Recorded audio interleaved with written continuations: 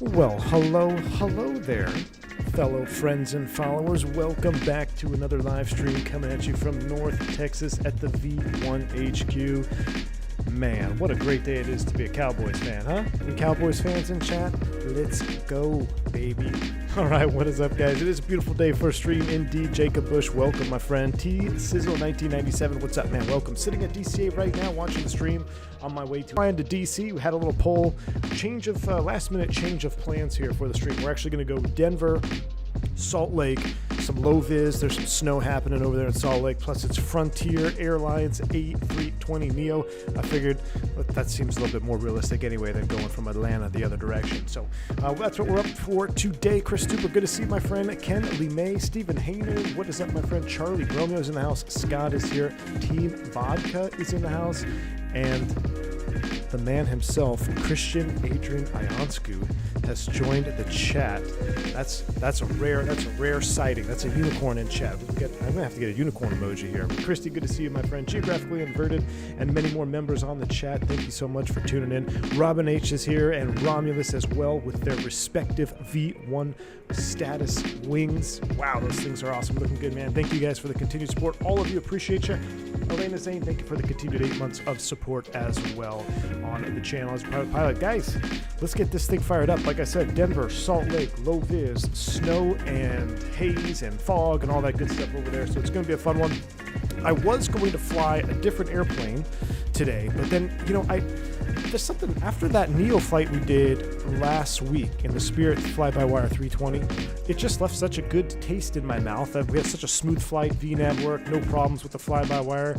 So I figured, hey, let's give it another shot. Why not? So here we are. I see I still have the SATCOM antenna on. I think I need to pull that off. I don't think Frontier runs any SATCOMs. But either way, we're over here at Alpha 14 at Denver International Airport with the Serve Air trucks. I meant to click on Frontier, but I just defaulted to Serve Air. So there we go. Statui, good to see you, man. Thank you for the continued support. So let's hear some Neo wine. Indeed, man. That's kind of where I was at. I was like, man, the sounds are so good, and we had such a good flight on the last one. I want to do one more fly-by-wire 320 flight just because it doesn't get enough love on this channel. We need a chipmunk emoji, indeed, man. Flying Hazel of the Chipmunk today. So here we are at the gate. Cold and dark. I was going to try to do a turnaround state, but somebody had a comment on the last stream I made. I don't know why these things are floating up here. But yeah, how often do you actually do cold and dark in real life? And honestly, it's pretty rare, to be honest with you. So I don't know why I always do cold and dark on the streams. But yeah, most of the time the airplane's already awake, or it's a turn, or even if it's the first flight of the day, sometimes what happens is, like I mentioned before, is maintenance will come on and do an aircraft wake-up procedure.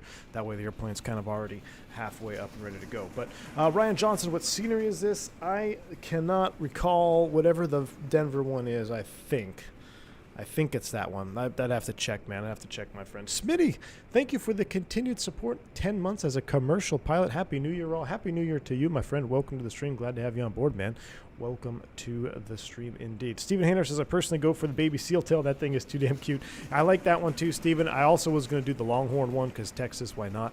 But I don't know. I just saw this little chipmunk, and I had a chipmunk. We had a chipmunk incident, or I guess it was really a squirrel incident with the girls the other day at the park. So I just thought we'd fire this one up. But here we are inside the fly-by-wire 320 cockpit. This is default, not flight beam. There you go. This is default. I didn't like, there were some reviews on the flight beam one that I didn't like, and I didn't see that much of a difference, so I think I just rocked with the default, whatever it's called, enhanced Microsoft or hand-placed airports, whatever they are. They're not very good, but it's better than other ones out there indeed. So we got our batteries on. Let's get our external power on.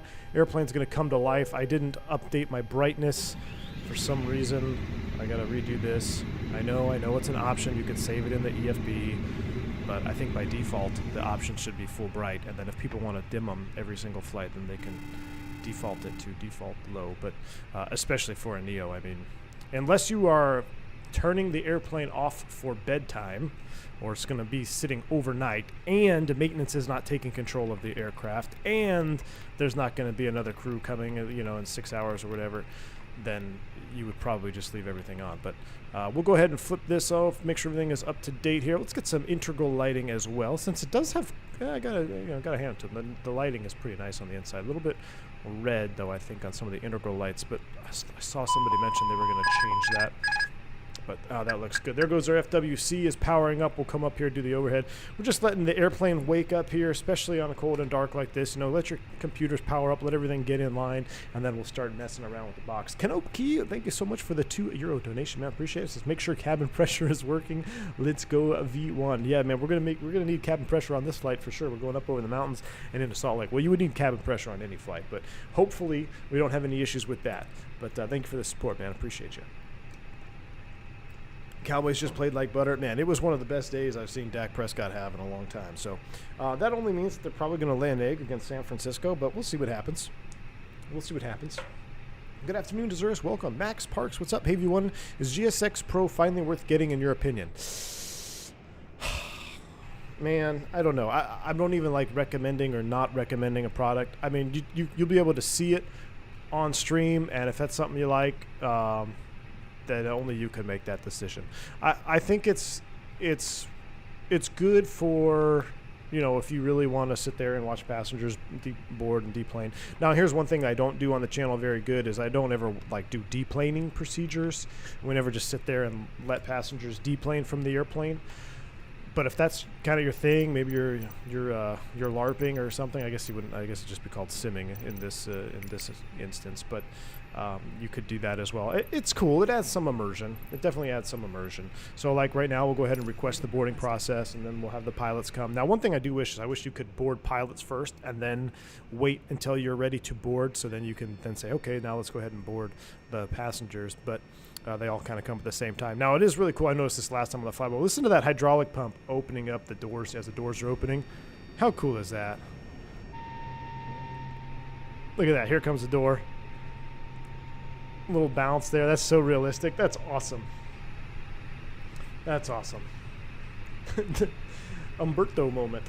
Let's go Niners. I got a lot of Niners fans in the family, so it'll be an interesting, what is it? They play Sunday next week, so it'll be an interesting day for sure. All right, we got everything powered up here. Let's do our overhead flow. Crew supply oxygen, come on. Ground control on. CVR test. There we go. Last time V1 was saying bye to the passengers, so it was hilarious. Yeah, Brad Kate, I figured I better not do that because I'll probably say something that'll get me banned off YouTube or I'll get strike or something. But yeah, it was pretty funny, but yeah. We'll have to save that for the next members only live stream indeed. All right, we got our ADIRs in the alignment. Captain PERS switch to captain only. Kind of at a weird angle here on this for some reason. Okay, strobe will go auto. Nose goes, oops, not that one. Rip. That goes into position, it's either 2 or off, so we'll just keep it in 2 for now. Seatbelts should be off. No smoking into auto. Wow, looks like we've kind of mixed some switches around here. That looks good. Landing is in auto. We got 2 fault lights. That's normal. Everything looks good there. Quick fire test. Number 2. Seems like they put a little delay back on there. Oh, nope. Let's go ahead and close down that right there at APU lever in case we need to use the lav during flight. Stand up, bump that. Don't want to, well, I guess it wouldn't really matter in flight, but I mean, it would, but if it's not running, it's not going to matter. But we'll close that, make sure it's guarded. Everything else looks good on the overhead. Yes, indeed. Oh, my goodness. Here we go. Callie Simmer starting out already with 10 gifted subs. Mr. Callie Simmer, you are fantastic, my friend. Thank you for the support. Guys, if you snag a membership from Callie Simmer, shout him out. Let him know you're appreciative of that. Thank you so much, Callie Simmer, for the support, my friend. Thank you, thank you, thank you. I will pause the alert box again here just for a little bit. Make sure I turn it back on. But Callie Simmer, thank you very much, man. Appreciate you, dude. Your continued support is truly, truly appreciated. Syrup says, V1, will you fly the 380 when it's released? Of course, my friend. Of course. Of course. I think our first flight will be maybe Phoenix to San Diego. We'll see if we can land in San Diego. We'll see. But no, definitely, man. I will fly the 380. Absolutely. Stefan, thank you for the €5 donation. He says, I just got myself the FSC side stick. That is the flight sim project setup. I imagine. Hope it's worth the 3,500 euros. I could send it to you afterwards for some live streams. We'd love to see your opinion. FSC side stick. Is that the FSC? Is that the one that has like that whole base to it, I believe? Like it looks like it's on top of a tower. hey, I'd be very curious to see your opinion, Stefan. Thank you so much for the support. But yes, indeed, try it out. Let me know how it is. Be very, very curious to see how that side stick. That is a true cockpit building side stick. 3,500 euros is nothing to laugh at. So, but that's awesome, man. Hope to hear a report back from you shortly. Could you do a stream of the Phoenix instead of failure every 10 minutes while en route? Flight Dick the Sim did this yesterday in the PMDG. Elias01, you're not the first person to tell me that. I've had several DMs and a couple comments from previous videos. I saw what he was doing. I didn't get to watch it. I was too busy, but that is a great idea. You know, I saw that he was doing failures every 10 minutes and see if he can land it. So I will have to think about that. Maybe we'll do something like that in the Phoenix. You know, just set it to maximum and do a long flight segment or whatnot. But yeah, that's pretty funny. I think he ended up diverting, right? I think I caught the tail end of that stream. But all right, let's finish the chitter chatter here. Let's get everything else done. So we're boarding, and we have to check this. Our engine is good. Our hydraulics are good. Pressurization is in auto. Beautiful. Everything else down here looks normal. And we are 2,000. Let's go ahead and squawk 2,000 since we are on that sim. And let's get some current weather. We'll print those off and put them up here. We'll go weather request. We're going to do Denver, Salt Lake. I don't want to get alternate weather right now. I think Las Vegas is pretty clear, so we'll send those away for weather. While we do that, that will change or that will be dependent upon our star, so don't do anything there. Magic Barrel ref key 2970 is set across the board 3 times. VOR's on. And we'll turn the FOs on, because why not? We'll get constraints up here as well. No ATC, so we'll set our initial top altitude while we wait for that message. 380. Matt Warren, thank you, man, for the continued support. He says, how have you won any idea when your next tour will be? Matt, so the next tour for the V1 channel is going to be at 35K subs. So typically most people will do it at, you know, every 10, 20, 30, 40,000, 50,000, whatever it is, milestones. But I kind of started we started kind of the tour at a weird time. We first did a 7,000, then we did a 10,000. Then I think we did 25 or something. So the next tour will be at 35K. And I haven't quite decided where we're going to be going. But yeah, if you want to see another V1 tour, make sure you are subscribed to the channel. That's typically what we do here. So whenever we hit a milestone and subscribers or whatnot, we'll set a real-time tour, fly somewhere, and we'll fly all the way around that area, that locale, until the tour is up. So should be pretty sweet. All right, here we go. Denver right now is 250 at 5. So what is that going to do for departure? 250 at 5. We could taxi all the way to runway 25. If we taxi to 25, how's that going to change our departure? We're on the Zimmer 3, so let me just take a look here. Is the Zimmer 3 compatible with 25? I'm not sure. I think SimBrief had us going off of 8.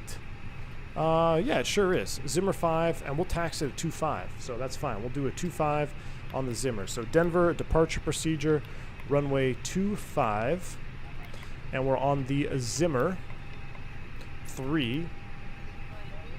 And the transition is Chingy. So right there in the box. We'll select that, insert. Beautiful. Now we have to pick our arrival as well in Salt Lake. Salt Lake is landing north 350 at 5, 2 miles, light snow, mist, overcast at 500.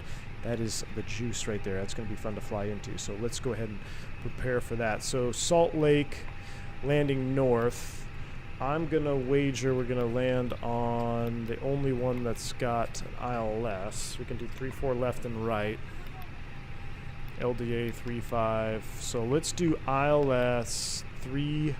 Where do they land at Salt Lake? I don't even know. Let's pull it up.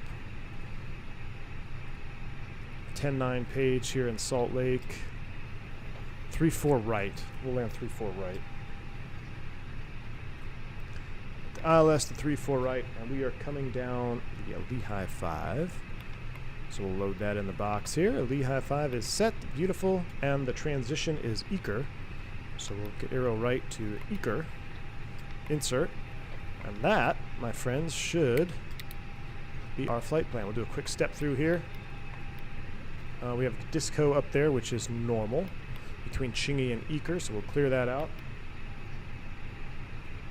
And continue to step through the box here all the way into Salt Lake. Everything looks good. The VNAV looks good. The VNAV worked pretty flawlessly last time, so that's good to see. We'll watch it again. So our flight plan is in there. Still nothing. The secondary is not modeled. That's fine. Now we'll do our zero fuel weight and block fuel. We do need to commence fueling, so let's go over here and do a real-time fuel load, which is 4 minutes at the sim brief load of 12.2. So we'll go ahead and start that, and then we also need to start the actual boarding here as well. So we'll go ahead and there we go. And how do I start? Begin boarding. There we go. So we're going to actually begin boarding on the fly-by-wire tablet as well. Fly-by-wire has full GSX integration, so does that mean, Wooby fan, that I could theoretically just board through the fly-by-wire tab and then it would board through GSX? I wonder if I should have done it that way. Either way, it looks like we're doing good here. We got the bags coming on. We got people coming on. Our flight plan is done. It's nothing to worry about in the secondary. So we are just about done on the cockpit side of things. Our off-block time, I started the stream at 12:30, so theoretically 45-minute show time.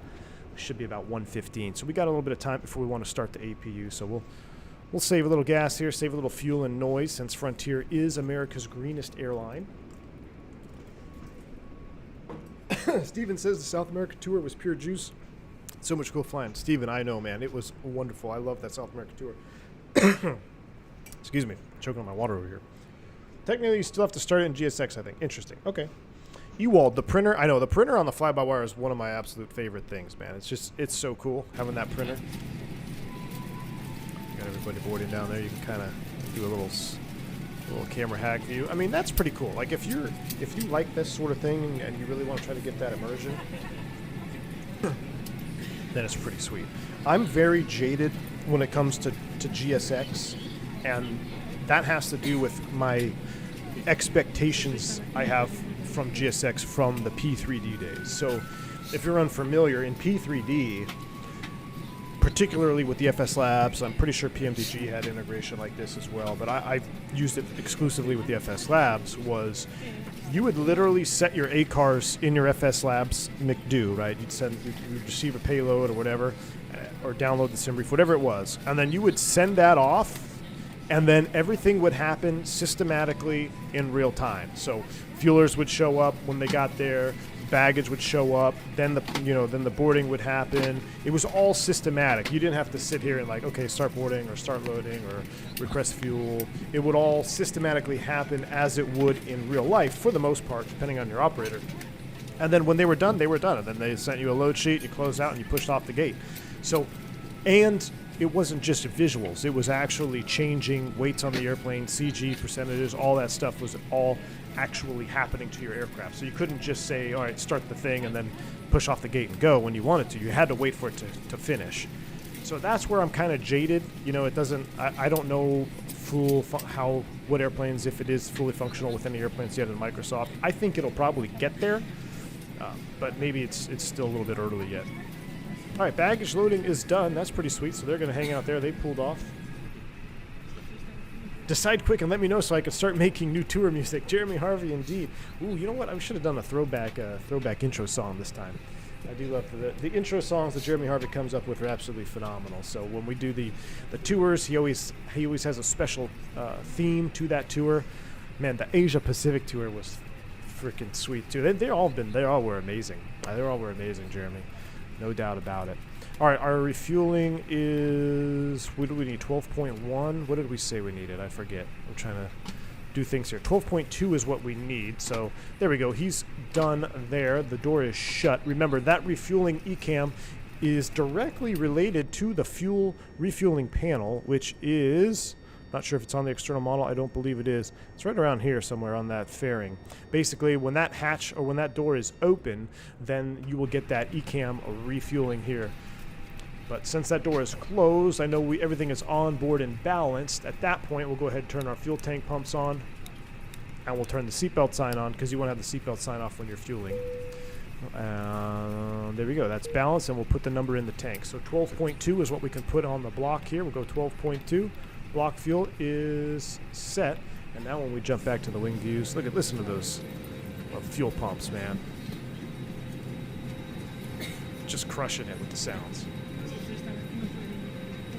Captain Sanders says the Flight Factor 320 got Sharpix and a new cabin. Wow, about 6 years too late.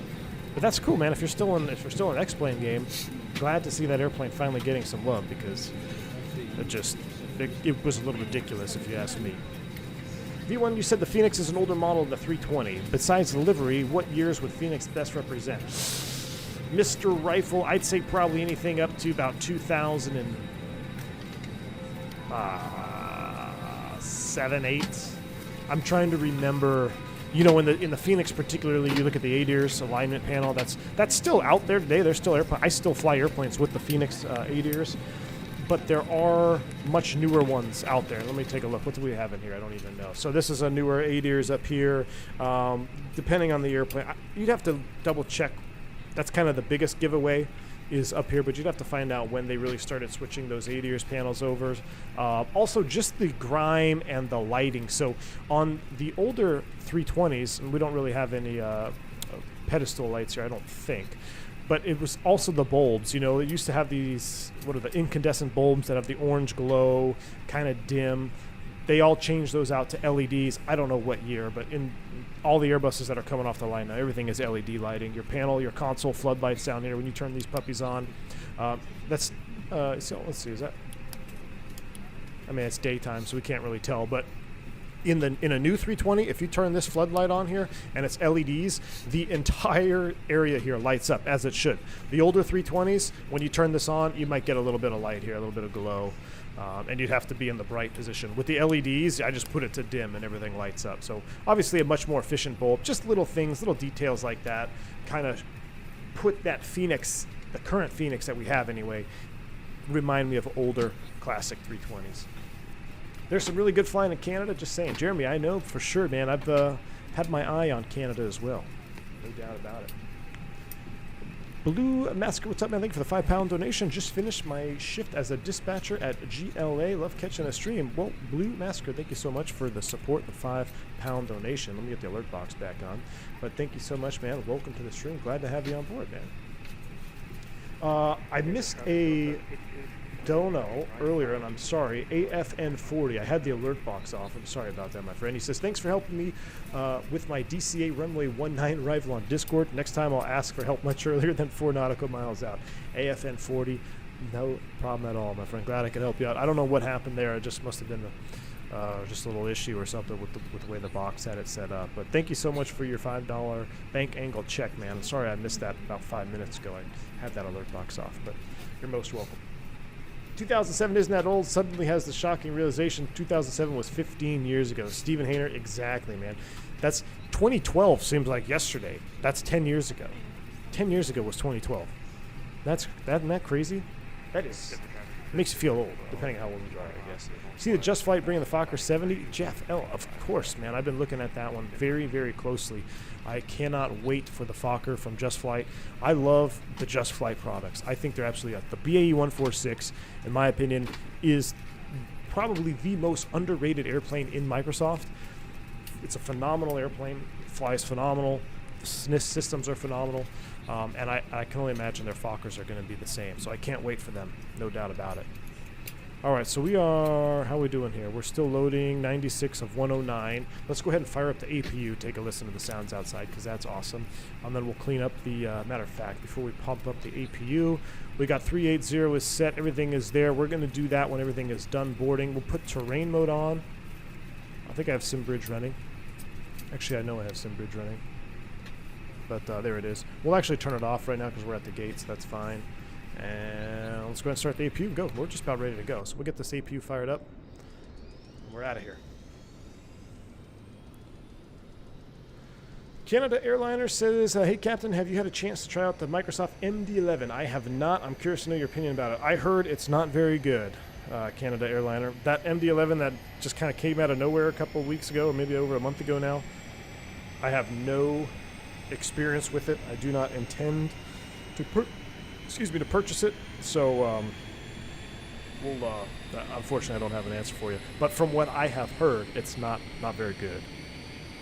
It looks nice, but whenever an airplane just kind of pops out of nowhere and there's no promotion, there's no publicity, and it's a completely unknown dev from left field that no one's ever heard of. I shouldn't say that because the MD-11, people have heard of it, those devs in P3D. It's probably a red flag, you know? It's kind of like whenever you're looking for stuff online, like, is this website real or is this a troll email?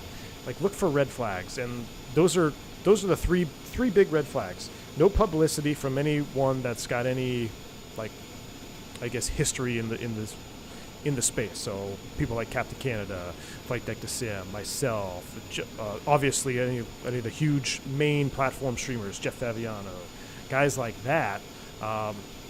You know, if there's no publicity from any of them, and then this airplane drops out of nowhere that has, like, nobody knows where it came from, was never announced, those are all red flags.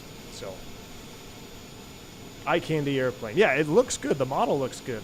I saw the screenshots, but I think that's pretty much where it ends. And you could, I don't know, I won't even get there, but we'll have to see how these E-jets end up. All right, boarding is completed. So 118.5, 33.5 goes there. Seatbelt sign is on. APU is on. We'll disconnect from external power. I should have started the chrono when the APU fired up. We'll give it 2 more minutes. This is all done, right? 109 of 109. That looks good. Fueling is done. We're pretty much all done here. So I'm going to go ahead and prepare for pushback and departure with GSX. And we should be on 122.8 on our comm, which we are, 22.8. Everything is looking good. We'll go over to the init B page, which is field out 131 extra. Beautiful. We're going to do a flaps 1. Hello, Captain. We are ready for pushback. 131, 127, 126. Toga takeoff, flap 1. Engine out. Thrust reduction 5090, 7290. Engine out is 5730, which is about 1,000. That's actually below. That should be higher than that. It should be, acceleration altitude should be like 6,700, shouldn't it? That's right. I'm not planning on losing an engine. Famous last words. Check completed. Bypass pin inserted. Speaking of Jeff Favignano, did you know Jeff? I was aware he is a private pilot, right? I remember some videos. I think he was going to do some stuff with some fighter jets, like some trainers, in Denton, Texas, which is not far from where I live. So I was looking forward to that, but I don't know what happened to that series. But yeah, I was aware he's a pilot indeed. He actually started as a ramper, so he's been in aviation for quite some time. And over traffic Delta 82. All right, we need to go this way. We're going to go under the bridge. Okay, so we need to go nose to the left, tail to the right. That's going to go there. We'll turn the beacon on because that's going to arm the doors. So doors and windows. Arm doors and cross check. Boom. So we're going to go ahead and lock you. Doors and windows, close and arm. Beacon on, thrust levers idle. Parking brake is set. Before start, checklist is complete. Tiller cam is on. 380 top altitude is set. Oh boy, here we go. Afternoon V1, C2A with you at flight level 0. Question for you. Why did they suspend drink services during the COF when we all know alcohol is a great Once again, we'd like to welcome you on board. I had to resort to freebasing the airport hand sanitizer. C2A, what's up, my friend? Thank you for the $3 $3 super chat, man. Pushing back off of Bay 225, Denver. Hold on, I gotta turn these guys down a little bit too, and put that on like number 1. There we go. Let's go brakes release. Right, I know. Brakes release, clear to push. C2A, thank you so much for the $3 bank angle check, my friend. You know, I think they suspended it for multiple reasons. I think number 1, I don't think it had to do with the safety of people, like, drinking and pulling their mask down. It had to do with everyone's attitude and the requirements, and then you throw in alcohol in the mix, it just made it worse. There were more passenger outbursts and passenger issues during the masking of the airlines than any other time that I've ever seen. I mean, it seemed like every other flight there was a fight or there was an assault. Just people were going crazy, man. So hopefully it was high quality hand sanitizer from the airport, man. But thank you again for your support. Don't hit your tail on that bridge. Can we go through it, Sam? I just assumed that we could go through there. Can we go through there? Surely we can go through there, right?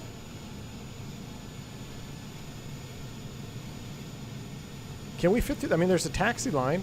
Nice job on the pushback, Just GSX. marking brake. All right, brakes are set. Clear to disconnect. What does cross-check mean for the flight attendants, Jeremy? That means that they are cross-checking the sides. So arm doors and cross-check mean you're going to arm your door, and then you cross-check to the other side and make sure that you did arm the other side before you report back. So, and then they go through their calls. Pretty sure. There might be some flight attendants in chat. I think we have one or two that by the stream, but basically you're cross-checking. Your doors are armed. The problem started when the alcohol was cut off. Mike P, I don't disagree with you there either, man. I don't disagree with you either. It's just, the whole thing was just crazy. All right, we'll kill the chrono. We got plenty of time on the bleed, so we'll go ahead and turn the APU bleed on now. Bypass pin removed. Copy that. We're going to go ahead and start engine 1. Left is clear. Right is clear. All right, get off the headset. Show me the pin. Here we go. Engine mode to ignition start. Ladies and gentlemen, enjoy the startup sounds. This is one of the best parts of the stream. Here we go. Smash that like button for Boris Audio Works. Turning 1.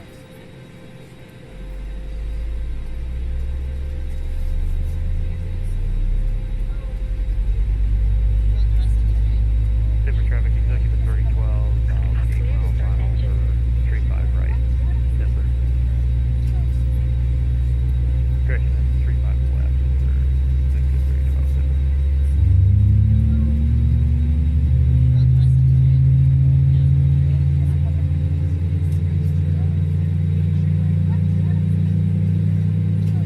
And Denver traffic, Delta 636, clear runway 24 taxi.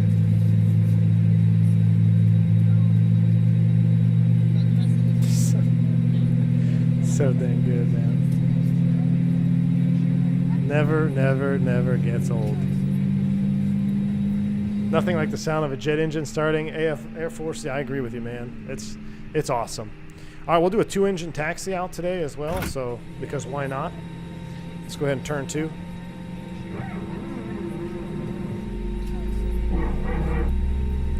Any opinions on the Fokker 70 flying one next week in South America? Oh yeah, man, you'll be in South America? Stand by, let me hear this engine, I'll get back to you.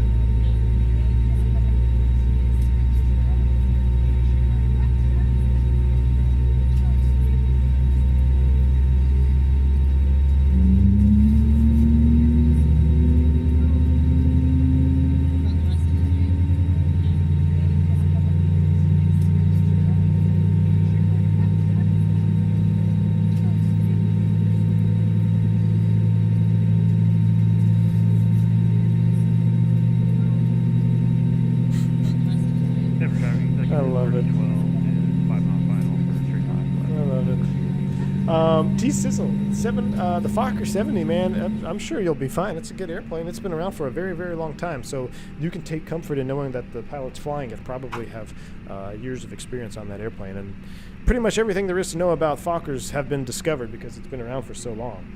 But I personally, I don't even remember, I don't know if I've ever been on a Fokker 70.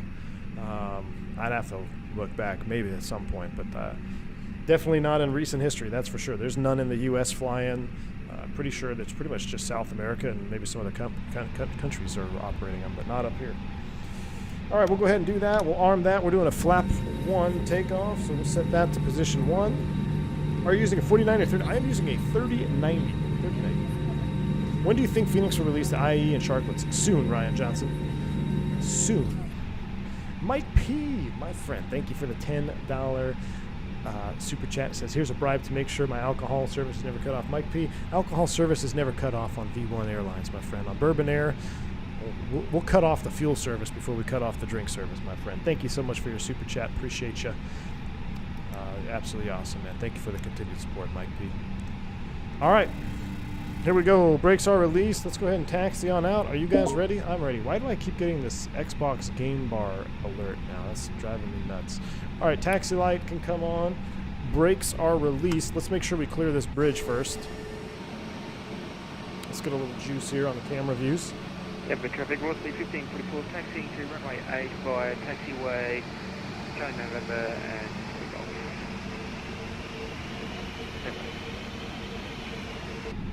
Brake check. Pressure 0. Okay, we need to go external cam because I don't want to hit this. I'm going to cheat to the left here. Are we going to clear that? Yeah, we're going to clear. But this is really close over here. If we collide and it ends the stream, I'm alt F4.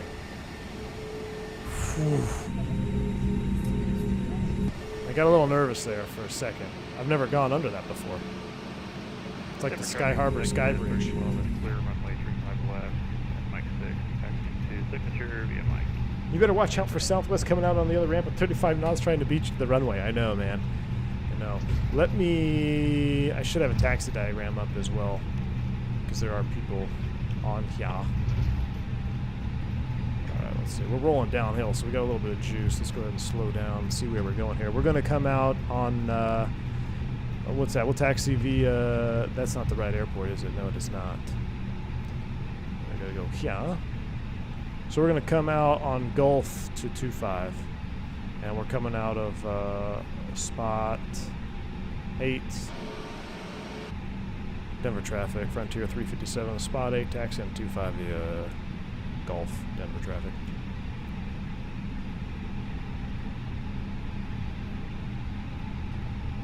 Where can I find this Azobo scenery? Ryan Johnson, this is I believe it's the default handcrafted Azobo Denver. And you can see there's already some issues with it out here. Let's do a flight control check while we're moving though. Full up, full down, and neutral, full left. Full right, neutral, rudder, full left, full right, neutral. Houston, we have a problem.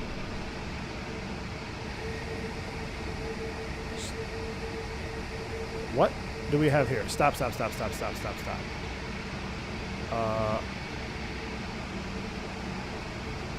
Yeah, I don't know about that.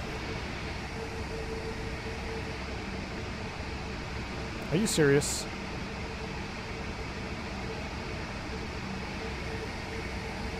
Okay, handcrafted cliffs. Can we make a turn? Let's see if we can go out the other way.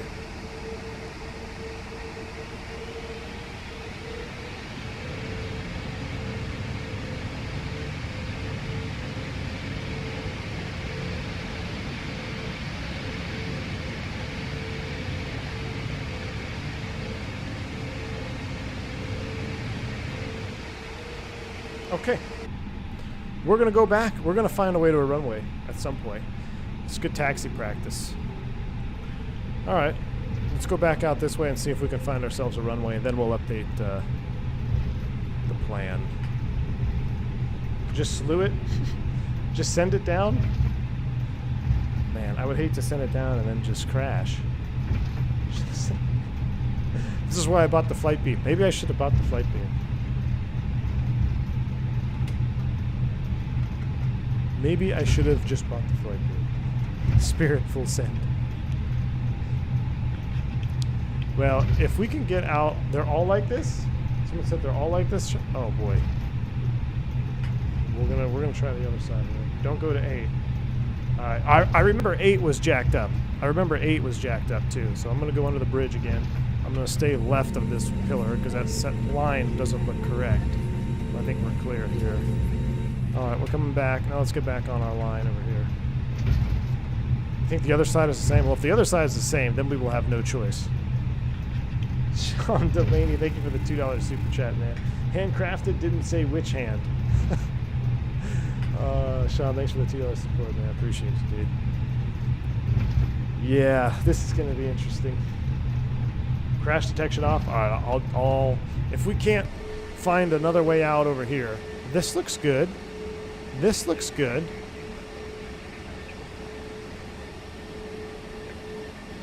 No, it doesn't. Does it? Yeah, this is fine. This is just a minor bump here.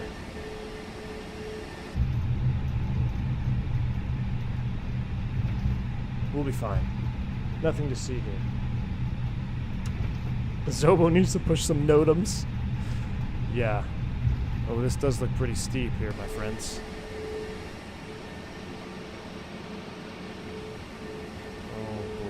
go. Here goes nothing. Come on, baby. Yeah! Neo power. Oh, more juice, more juice, more juice. There we go. All right. We're up. We're going this way.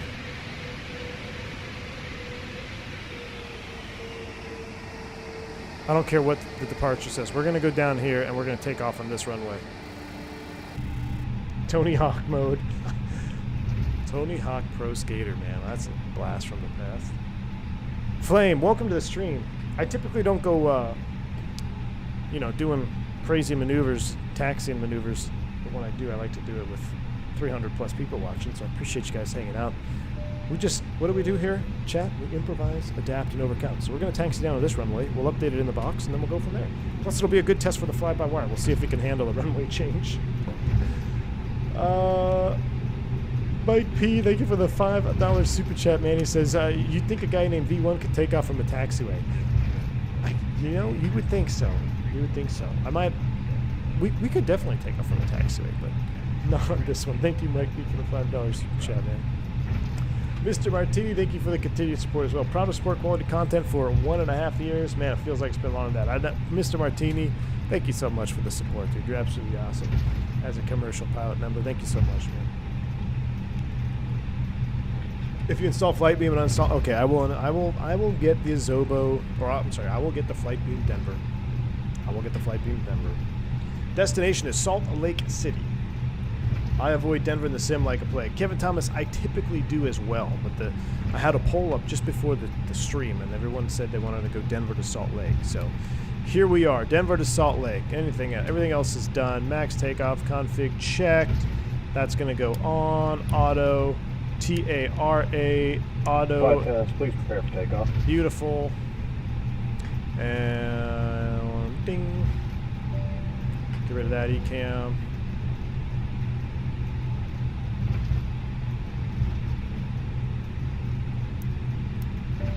There it is. Alright. So, with that being said, our runway now is going to be 3, 4. Oh, thank you, honey. Appreciate you. Shout out Miss V1 coffee delivery here today. Thank you. Alright, we're going to 3, 5 left as I taxi off the runway. A little bit of a crosswind, that's fine. So we're going to change this. Hopefully this doesn't change up everything. Matter of fact, you know what? Let's just get to the end of the runway. We'll hold short, and then I'll change the box. I want to see I want to see how the fly-by-wire handles the runway change. There have been some issues in the past, many months ago, where I was changing stuff in the box and then would uncover some unforeseen issues.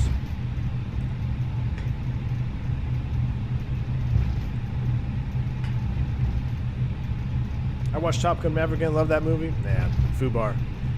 Great movie, dude. Great movie.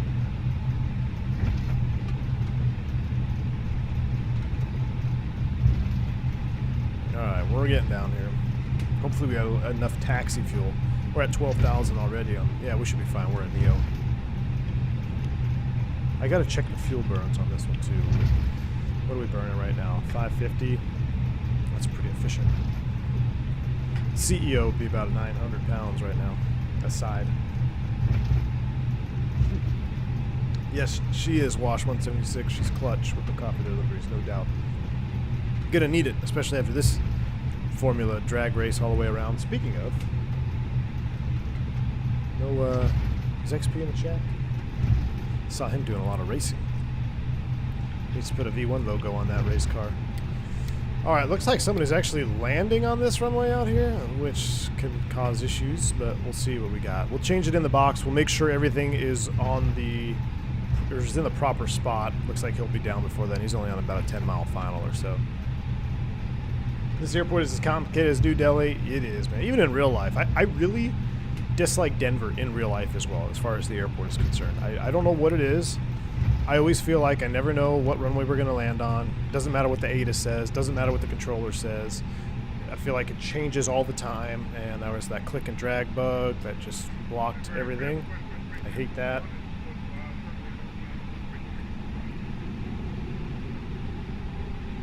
Miss V Run is the real captain. Exactly, Jamie. That she is the PIC, no doubt, my friend. Wait, those are people. Denver, a mile high, a mile tax to the runway. Yep, indeed. I've had some pretty sketchy days coming into Denver as well in real life. Like I've had some sketchy scenarios. I've had wind shears coming in here. I've had, landing on just complete blizzard conditions, severe turbulence encounters. Like Denver is just, you never know what you're gonna get in Denver. All right, we're gonna hold short 3-5 left here. Let's set the brake. Let's do good piloting behaviors here. We'll turn the taxi light back off. Now we can go ahead and modify the box. So we're going to be 3-5 right. 1544 is taking off runway 25. And we're still going to be on the Zimmer. So we'll reselect the Zimmer. 3-5 right on the Zimmer 3.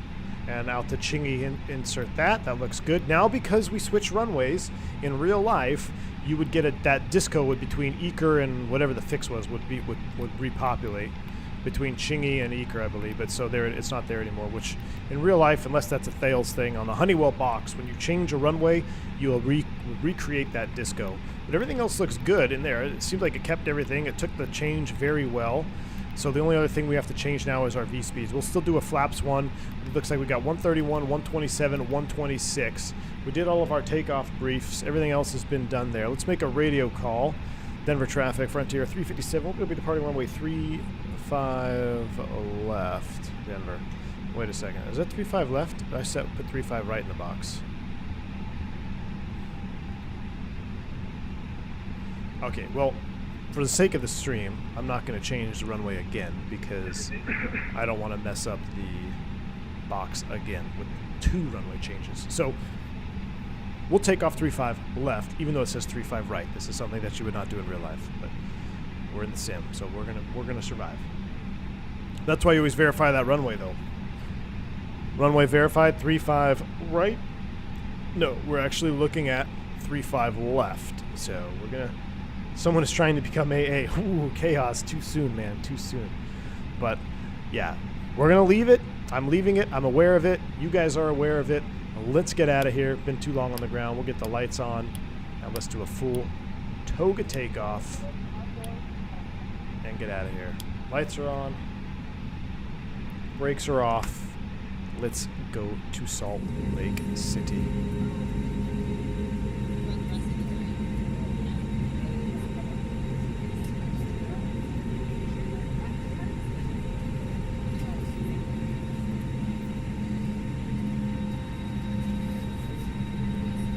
There's somebody Once landing. again, we'd like to welcome you on board. Your safety. So we're getting double announcements. Probably has to do with the light configurations, I would imagine. Alright, 35 left is confirmed.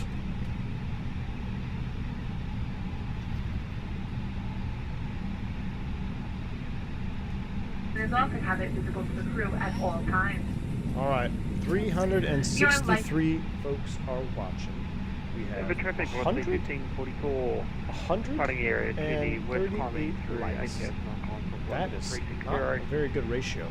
Let's go ahead and smash that like button if you haven't already. Try to get it to 200 likes before we get out of here.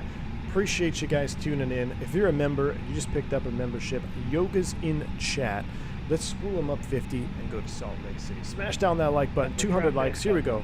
50% is set. Yeah, Kevin Thomas, it's a little late for the safety demo. We'll do it from, I'll tell you what, we'll do it from outside.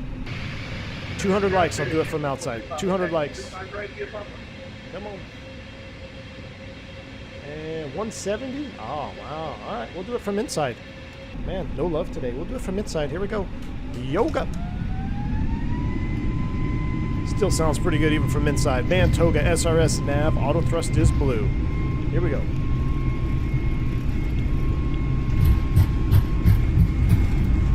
Thrust set. 100 knots. Check. V1. We'll rotate. Positive rate. You're up. Navig.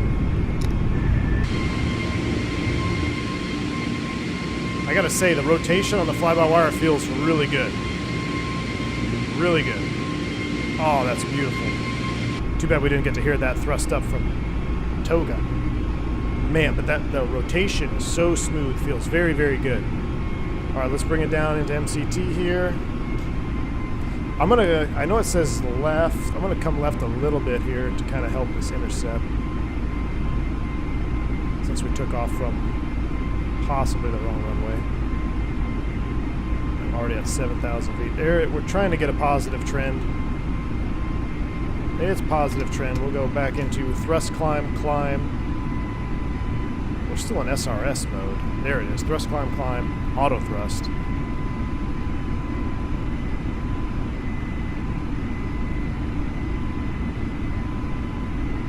And here comes the turn. Predicting the turn. Very good. Bank angle checking out to the left. Beautiful. Beautiful. I think this is a constraint at 10,000. Speed out constraint star. Very nicely handled there. That's correct. Now let's see if we can actually level. There's S speed. Flaps. Ooh, don't reach for that. 0. After takeoff checklist. We're accelerating at 250 knots. Oh yeah, that's awesome. I tell you what, I'm gonna go autopilot 1 on because I want to see that. I want to see it do VNAV things here. We're doing this kind of a nice VNAV LNAV test for the fly-by-wire. So it's gonna maintain 10,000 feet. Thrust is coming back. We're at 250 because technically we have not cleared the limit. So in real life, you could delete the speed limit here to accelerate at 10,000. Oh, we're already past it. So now it's going to do it. It's going to go ahead and go accelerate up to 290 knots here, which is our cost index speed. We're still maintaining 10,000 feet per the SID, which is pretty good.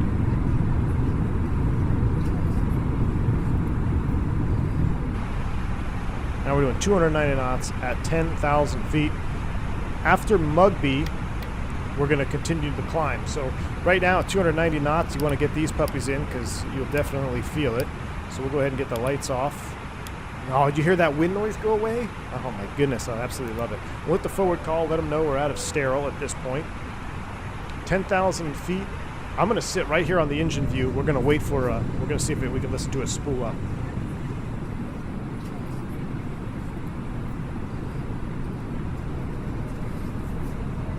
Here it comes.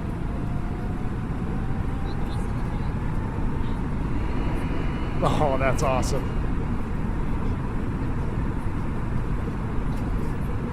So we're getting that stutter again. I'm pretty sure that's a sim bridge thing. Now it wants to go back down to 250 for some reason. Out of below 10 for Mugby. She's a little confused. Alright, there's the climb mode. Now spool it up. Let's go. You can do it. Here it comes. Come on.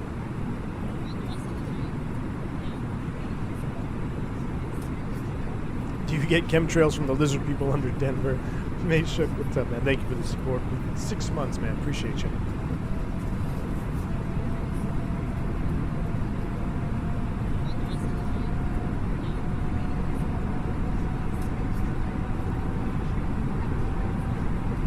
I can hear it spooling. Should be climbing by now. Oh, we're accelerating and climbing. We're going 290 now. And now we're coming up. There she goes.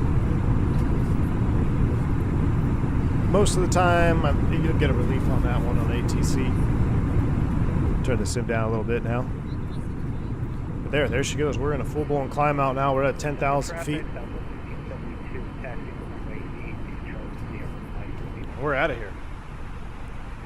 In a pocket between meetings, hope all is well. Digital Merc, what's up, man? Don't get caught. Appreciate you, man. Thanks for the support. All right, we'll go ahead and turn off the terrain radar. We're at a 10, 12.4. We're climbing up to 380. That seems a little high, but that's what it's planned at. So we're looking good. we'll just enjoy some views here as we get ready to go over the Rockies. You can see your house from here, Steven? Nice, man. Sam says, my friend told me Denver, they also like to tell you to descend via and then proceed to assign different speeds every 5. Oh, yeah, Sam, for sure.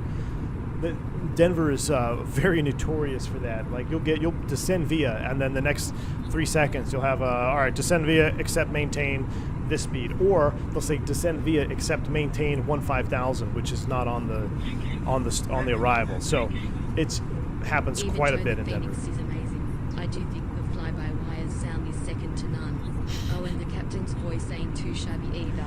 Kelly Simmer, thank you so much for the $10 bank angle check. Right back at you, man. Indeed, you know, the Phoenix is amazing, and the fly-by-wire the sound is second to none, and this airplane has come a very, very long way from where it used to be. So thank you so much for that. The captain's voice. Yeah, the captain's voice, sounds like he's sounds like he's a real fake pilot every time I hear those PAs. But thank you so much, Kelly Simmer. I appreciate you, man.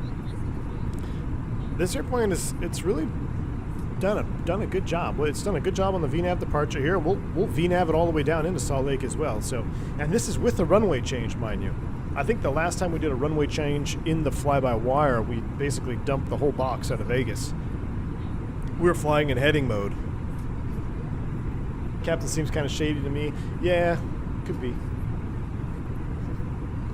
Max Parks, indeed. We'll get to that here in a minute. The situation that happened at JFK, that one is pretty wild, man. Pretty scary how close they actually came. I don't know the actual distances, but it was a no joke. That could have been very, very serious accident. Look at this breakout here. We'll do a wing view breakout, passenger view. Oh my goodness, that looks good. This is Microsoft Flight Simulator. Flavius Pop. Scotty 2, Scotty, I missed the notification. I didn't know Fly-by-wire until last stream and have it now. Nice. Don't tell Flight Deck to sim, but you've converted me to Microsoft and to Airbus. Scotty 2, phenomenal, man. Thank you so much for the support. Thanks for becoming a member, supporting the channel as well. And I won't tell him, but I appreciate you, man. Welcome to the right side of flight simulation. That's very subjective. Don't hate me in the comments. Fly whatever sim y'all want to fly. But I mean, come on, the Airbus, even Flight Deck to sim. I think deep down he knows it.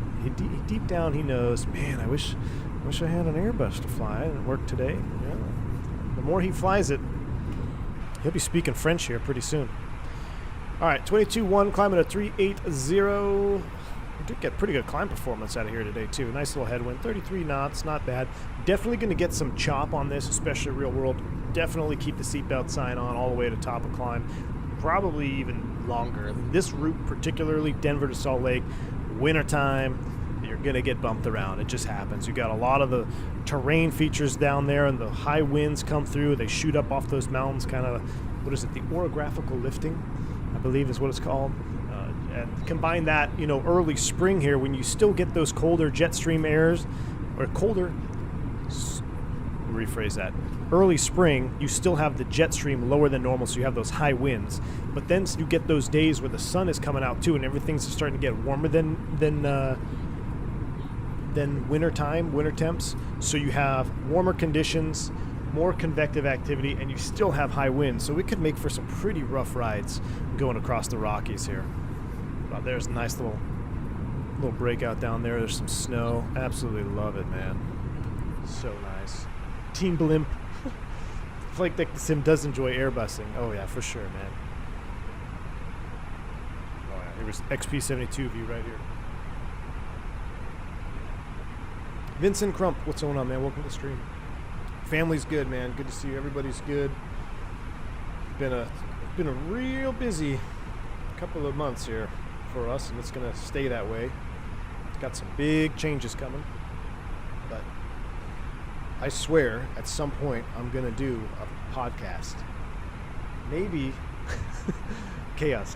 Maybe tonight I'll do a V1 After Dark live. Maybe tonight. There's no football. I'm not going fishing. Maybe we'll do one tonight from the Starlink. We'll see how it handles.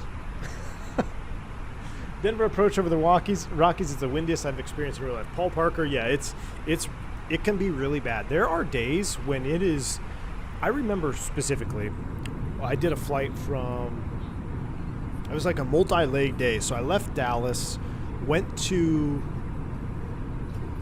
Phoenix, then Phoenix, Denver, back to Dallas. I think that's what it was. But it's not quite Salt Lake, but it's the same idea. You're crossing that mountain chain at like each leg. Not so much Dallas to Phoenix, but Phoenix up to Denver, and then Denver, or maybe it was Vegas. Maybe it was Dallas, Vegas, Denver, Dallas. I think that's what it was.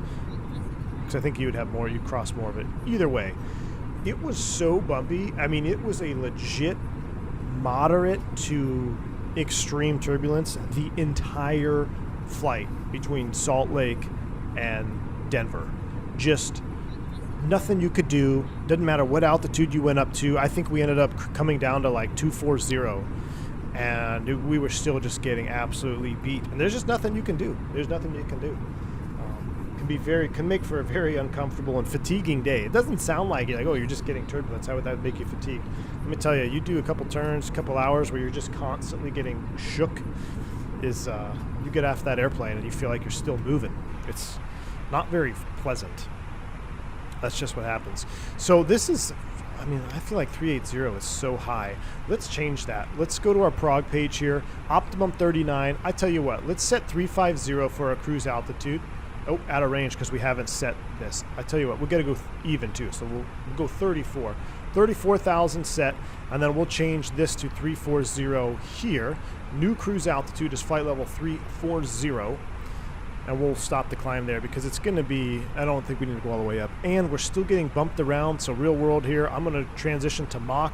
I'm going to dial in 7.6 here on the Mach. That's going to do two things right now. It's going to get us up to our cruise altitude faster, and it's also going to get the airplane into a little bit more of a buffet margin, or give a greater buffet margin for structural integrity as well. So a little bit safer. Whenever you're flying along, if you're a passenger and you're just cruising, and all of a sudden you start getting bumped around, if you listen carefully, you'll probably hear the engines immediately roll back, because what's happening is the crew up there is like, oh, now we're in rough air, so they might be doing whatever their cost index speed is, or maybe they're on go home power or Friday power, whatever you want to call it, and they're up there close to that barber pole. Smooth air, it's fine. Once you start encountering turbulence and turbulent air, you got to take into a couple different things. Number one, you could have a wind shift, which can push you into an overspeed, which is then obviously it's a limitation, a violation of the limitations, and you got to ride it up. Maintenance got to get involved, and never really a fun time. But more dangerous, and the main concern, is the structural integrity of the aircraft. So the faster that you're flying, you're actually going to increase the likelihood of structural damage to the airplane. So every airplane out there has a turbulent penetration speed. I think even, you start looking at fighter jets, and this is just from DCS days. I was looking at some old documents that I was reading. I think like they actually published thunderstorm penetration speeds, which is pretty cool. We don't really have thunderstorm penetration speeds in the Airbus, but we have extreme turbulence or severe turbulence reference speeds that we use, and you can either set a Mach number, which depending on the airframe, 19, 20, or 21, and it will also depend on your weight. It's probably going to be in that 7.6, 7.5 Mach. We've just reached our cruising altitude for the flight. As it begins to settle in, I do want to remind you to please keep your seat elbows clear from the aisle, as the flight attendants will be coming through the cabin with galley cards shortly. Also, one more reminder to please refrain from congregating near the front galley where the flight deck door is located. Thank you. Got that announcement there. But yeah, it's probably going to be around that 7.5, 7.6 Mach number. And then if the thrust changes are so excessive, maybe it's just a lot of wind shearing, a lot of wind shifting, and the auto thrust is having a hard time, it will actually give you N1 percentages or EPR percentages to set, so you can disengage the auto thrust and just set that power and try to maintain a good pitch attitude. So, and then once you get into severe turbulence, most passengers have never even experienced severe turbulence. Severe turbulence is classified as something that is, you basically do not have control of the airplane. You cannot control the airplane. Autopilots kick off. So what you have to do in that type of scenario is just maintain a pitch attitude. Doesn't matter what your altitude is doing. You're either going to climb or you're going to descend. You just need to maintain a pitch attitude, and you got to do your best to maintain that severe turbulence speed, whether it be 7.6, 7.5, whatever it is in your QRH. and you just maintain that. You let ATC know, and your altitude's going to vary. If you start trying to chase altitude, then you can get into high speed, low speed, especially high altitude, heavy weights. You have to look at. You also have to be concerned about getting too slow and falling out the back side of that drag curve as well.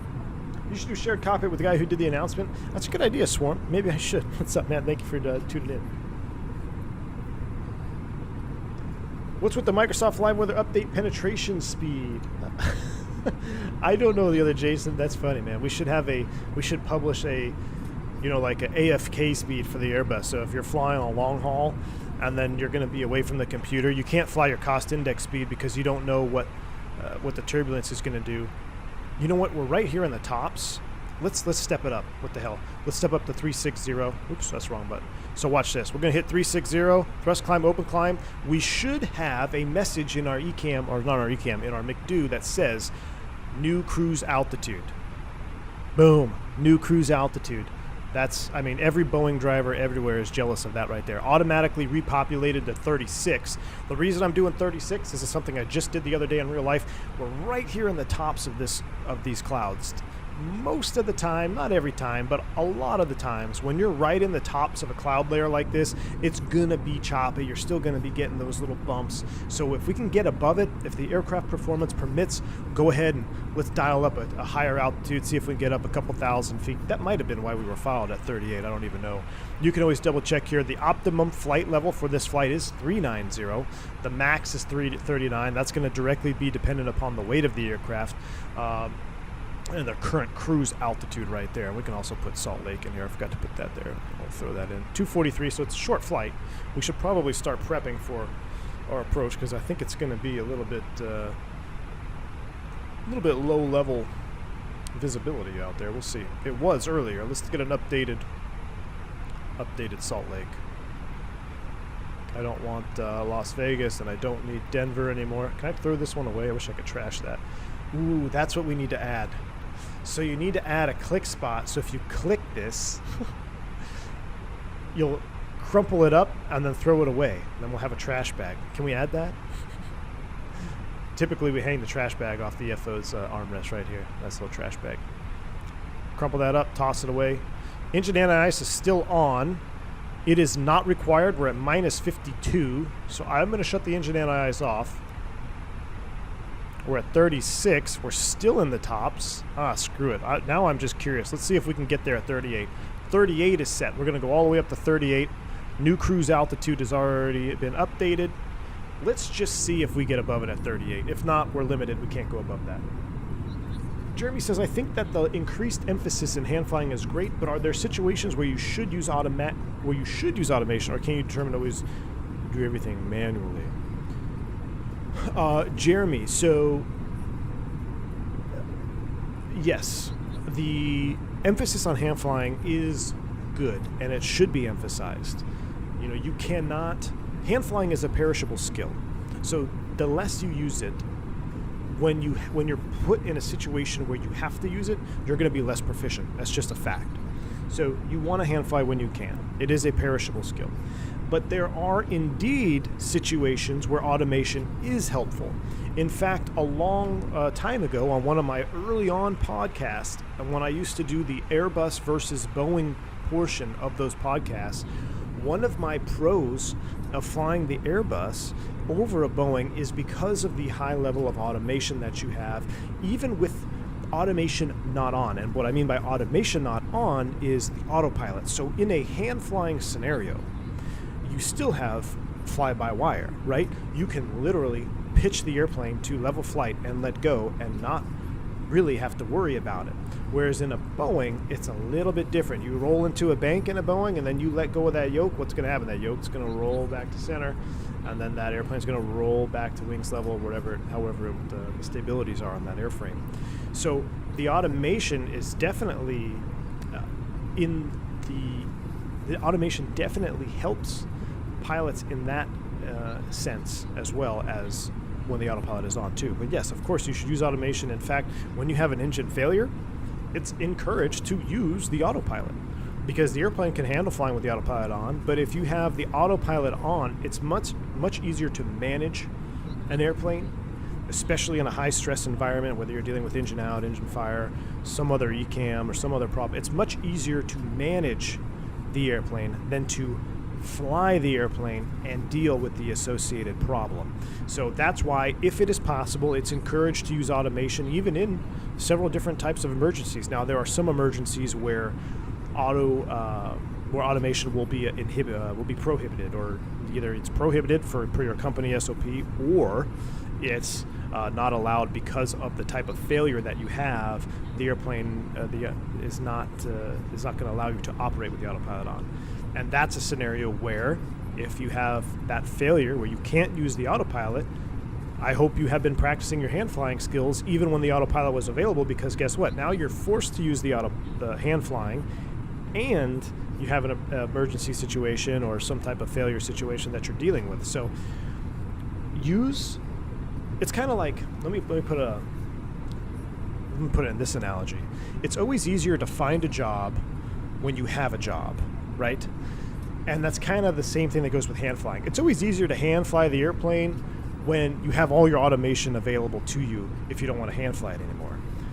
So that's why I encourage first officers, and why I myself turn off automation at least once a trip, even if it's just a turn. If I'm flying one leg, I'm going to turn the automation off at much higher altitude than I would normally.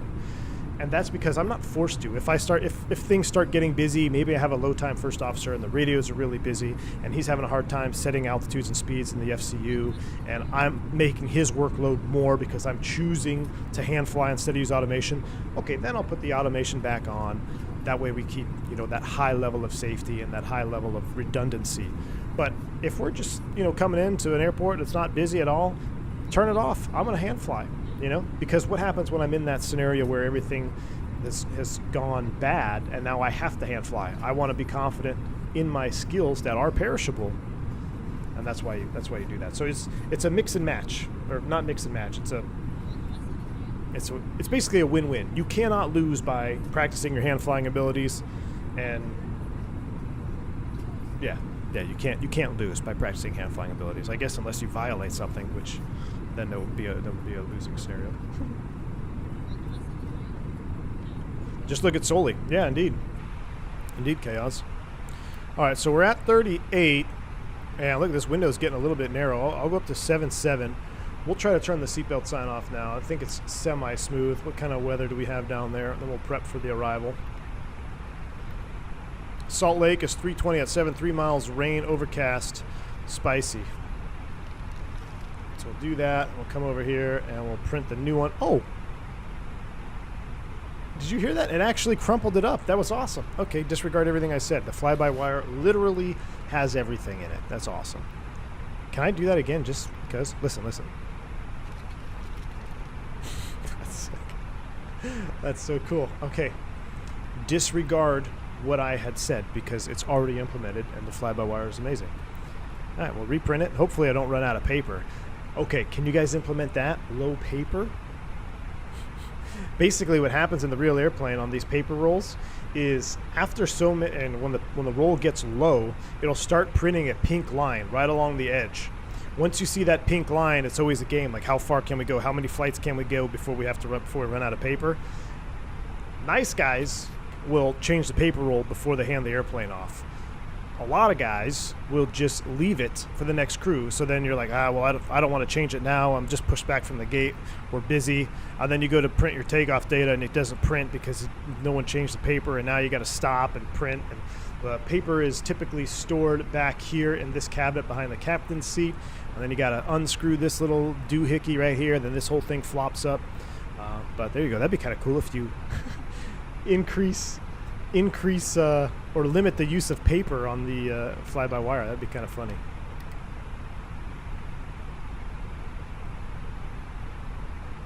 All right, we're actually pretty smooth here. Well, let's increase it all the way up to our cruise speed, about 7-8 miles. You mean you don't want to hand fly with the Whitestone coming off LaGuardia up to 10K with the new FO? Sam. You know what's funny is that's one of our... It used to be. I don't know if it is now. I'll find out here in a couple of weeks when I go back to the sim. But that used to be one of our annual recurrent events. Or you would do the Whitestone climb, raw data out of LaGuardia. So that's, I mean, and and I mean by raw data, I mean nothing in the box, no flight director takeoff, just straight up your attitude indicator. You could use the FPV if you wanted it to, or if you want to, no auto thrust, just complete raw data approach, no flight director takeoff. That was a recurring training thing we would do, just because it's one of those complex departures. It's like, man, you would never do it in real life unless you had to because of an MEL, but yeah, indeed, Sam, indeed. Printer paper roulette also played in offices everywhere. Yes, indeed. The pink strip is already on the paper? It is? I don't see it on this one. Anyway. I'm picturing Boris with his microphones recording hundreds of papers being crumpled. I know. It's the little things, indeed, Kelly Simmer. Is the Phoenix worth it with the fly-by-wire being available? KPH, I would say so, yes. If you like the Airbus, absolutely. I think it's worth it. And especially for the price point of the Phoenix. I mean, if the Phoenix was $120, then I would kind of have to be like, well, unless you are like really want to get deep into the Airbus right now, then it would be a little bit more of a decision. This is kind of a nice little thing here. But for $50, man, the Phoenix is a full fidelity 320 classic, and it's also a different airplane. I mean, it literally is different. It's a CEO CFM 320. There's things that are different on it. The fly-by-wire, and I've said it every time I fly it, they do it. This airplane does a great job of giving you that new airplane clean feeling. I get in the Phoenix, and I turn on the power, and I can smell old airplane cockpit sweat, like just grease. I smell that in the Phoenix whenever I hit that power button in the Phoenix. Fly-by-wire, I turn it on, I'm like, nice clean airplane smell. I was meaning in real life the roll of paper has the pink streak on the last. Yes, yeah. It's I don't know how long it is, but yeah, indeed, it's. But when you're printing it, you don't notice it until it's down to that last whatever it is. You said it's what 50 centimeters or so. Is that what it is? I need to find out what the actual length is of that pink strip. That way I know how many approximate prints we have. All right, let's take a look. We're not that far out, and we have a legit ILS we got to fly. So let's start plugging away here at our approach into Salt Lake, because I don't want to be left high and dry here. I could easily sit back and start chatting or continue chatting with you guys. All right, looks like Plage will be our bottom, camp will be our bottom altitude at 5,000 feet, and then we're set up for the ILS 3-4 right, which is going to be right here. You guys want to do cat? I got it. Should we test the auto land? Will this airplane auto land? Is it modeled? Should we test an auto land on the fly-by-wire? I know back in the day when it first, like when the Zobo 320 could not do it. Let's see if it's modeled, we can attempt it, or we'll do a Cat 2 either way. So let's do that. Let's select the Cat 2 or Cat 3 approach. I'm actually going to pin it for 3-4 left. Now we don't need to. The weather is of minimums of where we could get in with a standard ILS, but let's go ahead and up the ante. It is modeled. Beautiful. Let's try it. So we're going to set up for the ILS 3-4 right, Cat 3 auto land, 3-4 right. So we're going to step through here. I'm actually going to put 3-4 right in the box. We'll do KSLC 3-4 right. Boom. Perf data. Next phase, manage, descent 288. That's fine. All right, here we go. Let's put this in here. Winds are 320 at 7, so we're within limits for an auto land. We'll put that in first. 3 miles of visibility, light rain, broken at 7. 3 on the temp. That's cold. QNH is 29er64. Now for this, we're actually going to put a no DH there in the radio mins, which now are populated up here. No DH. Now if we were setting for our performance from the box, you would have to make sure you're selecting auto land and all that. Remember, during an auto land scenario, we're going to use the auto brakes as well. This is a full simulation of an auto land, so even though we're going to see the runway most likely before minimums, it's good practice that you use auto brakes during an auto land scenario. So that is good. Let's look here. 109.5, 344. So let's get our LS push buttons on as well. Turn those up. Might be 344. We don't have the loc just yet. We'll be looking for that when we get closer. And then let's step through our approach here, make sure everything is in the box as it needs to be. So we're going to step through in plan mode at 10 miles. Spain, Lehigh. So we have bloop. Let's go back to the star. I wish you could move. Here's the thing. I keep saying I wish you could do things. I don't think you can. Okay, this one I don't think you can. Like, it'd be cool if you could move the tablet. So, like, I could bring that to my knee. Like, just put it right here on verify. That would be cool. I don't know what that would require on the development side of things, but I don't think there's any airplane out there that you can move the tablet around. All right, these are all expects. Expects at Spain, expect hard altitude 12,000 at bloop and 11 at clamp. So what I'm going to do, at or above 12, that's good. Speed 250 at 10, and then clamp should be a hard altitude at 11,250. So those are in there. That's good. I think we're a little bit too close to Spain, aren't we, to do an expect? Let's see. Spain was landing north, expect at 6,000. Zebo lets you do it? All right, right on. I'm not going to put in an expect yet because I want to this is just do a straight up VNAV test. We've got an at or above, and then we've got a mandatory 11, so we're going to see if we hit both of those. Then we're going to break off to the approach, which is Hacker, Chevelle, and to Salt Lake 3-4 right. So we've picked up the approach from 2 waypoints. Where are my pin charts? 3-4 right. There we go.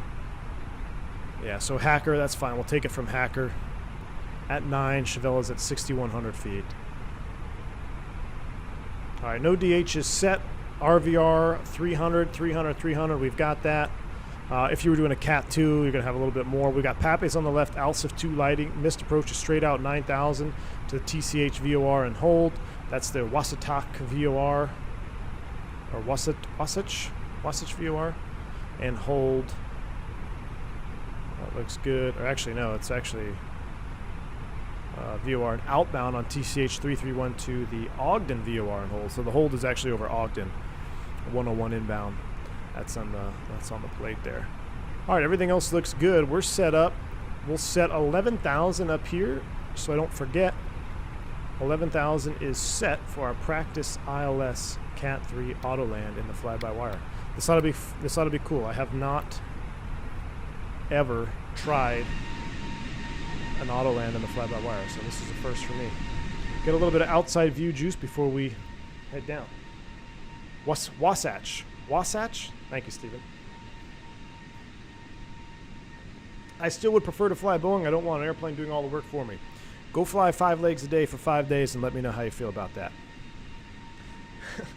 Well, whatever Boeing calls dual CMD. Yeah, are you talking about the auto, like command A, command B?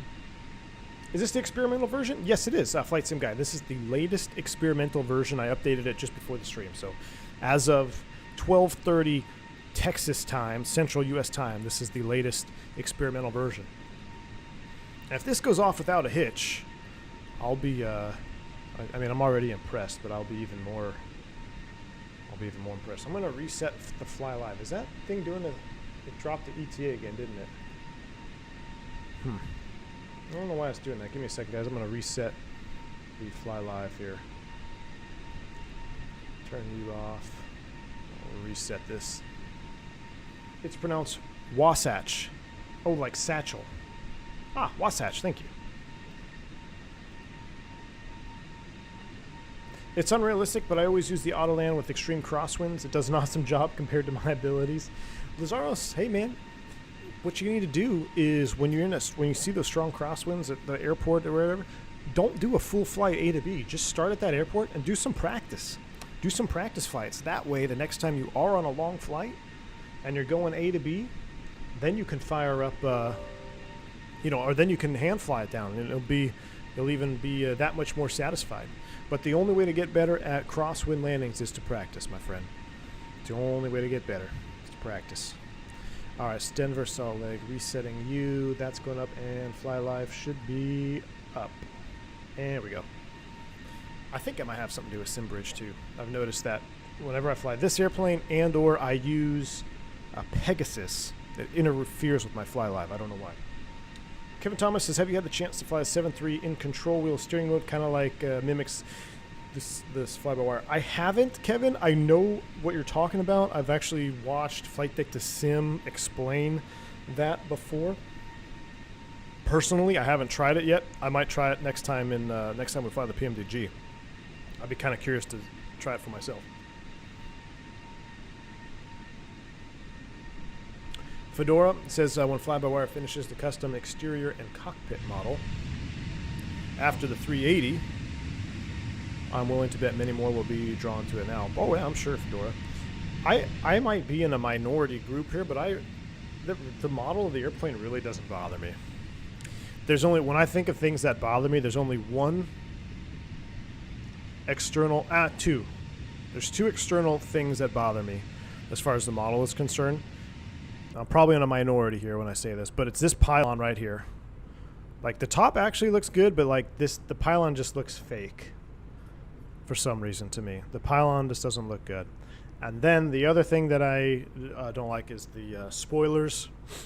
They look too small, and the flaps, and the way that basically from the spoilers back to the trailing edge, the fairings, this whole section here just kind of look plasticky and azobo-y.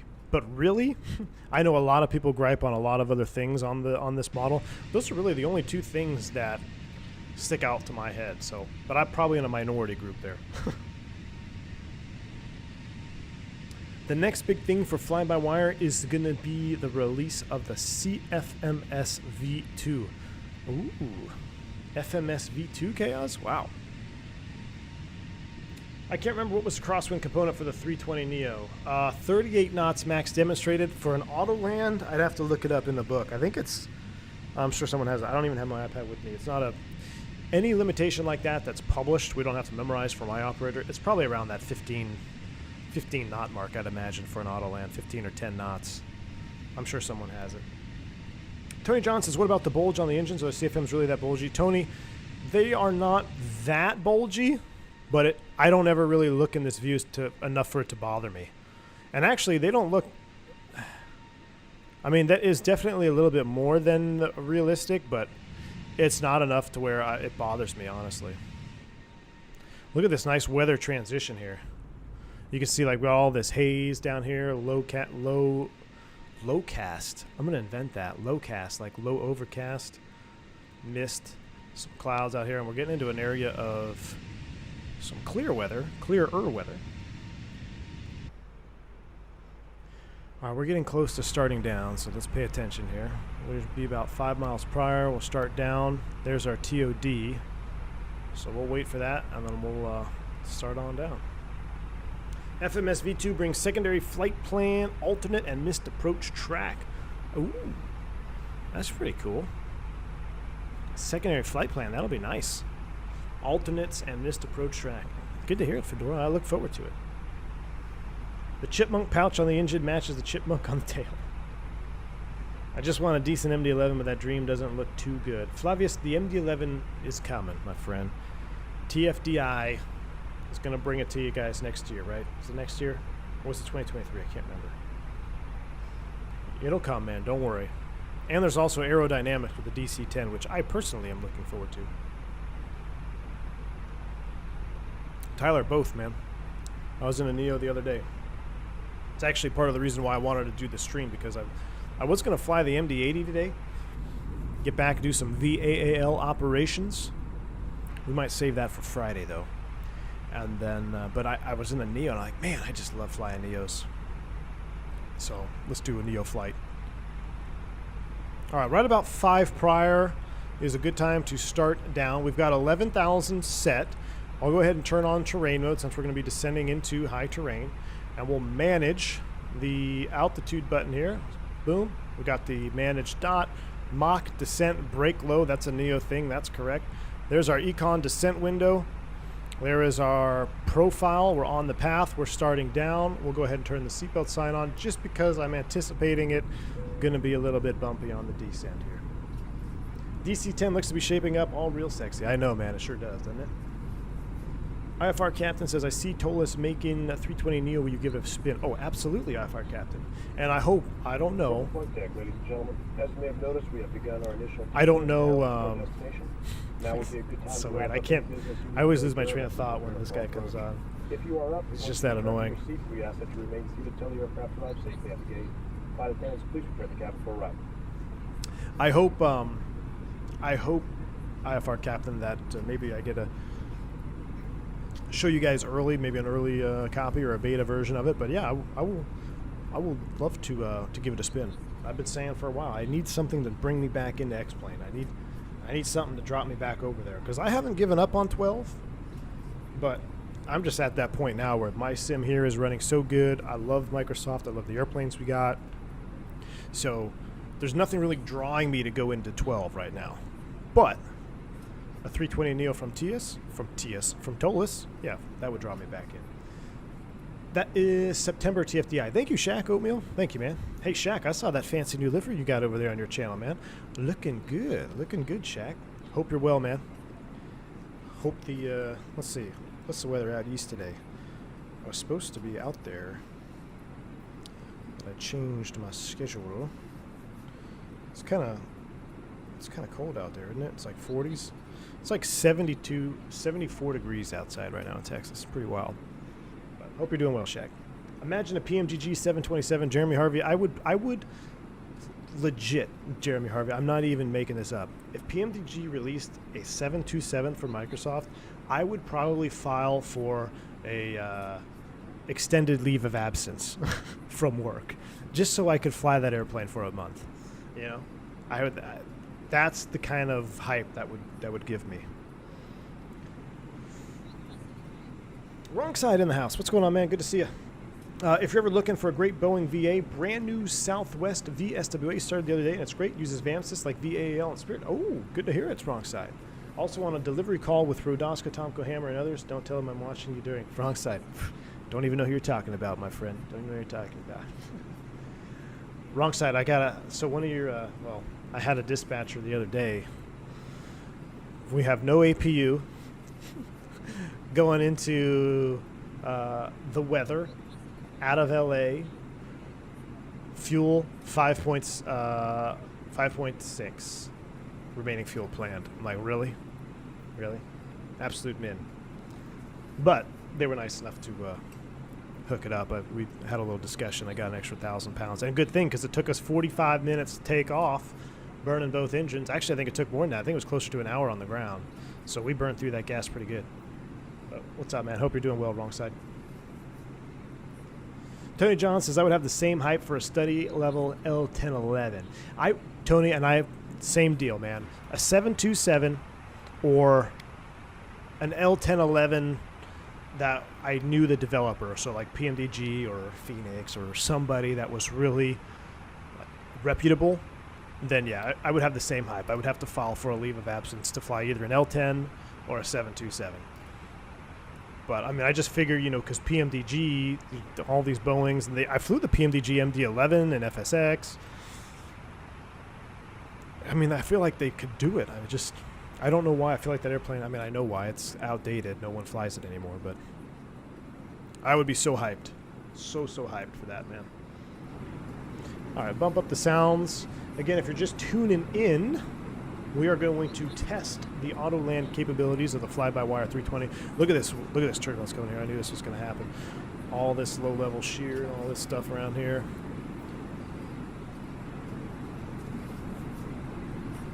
We need the A300 so we can fly in VAL. Yeah, I would.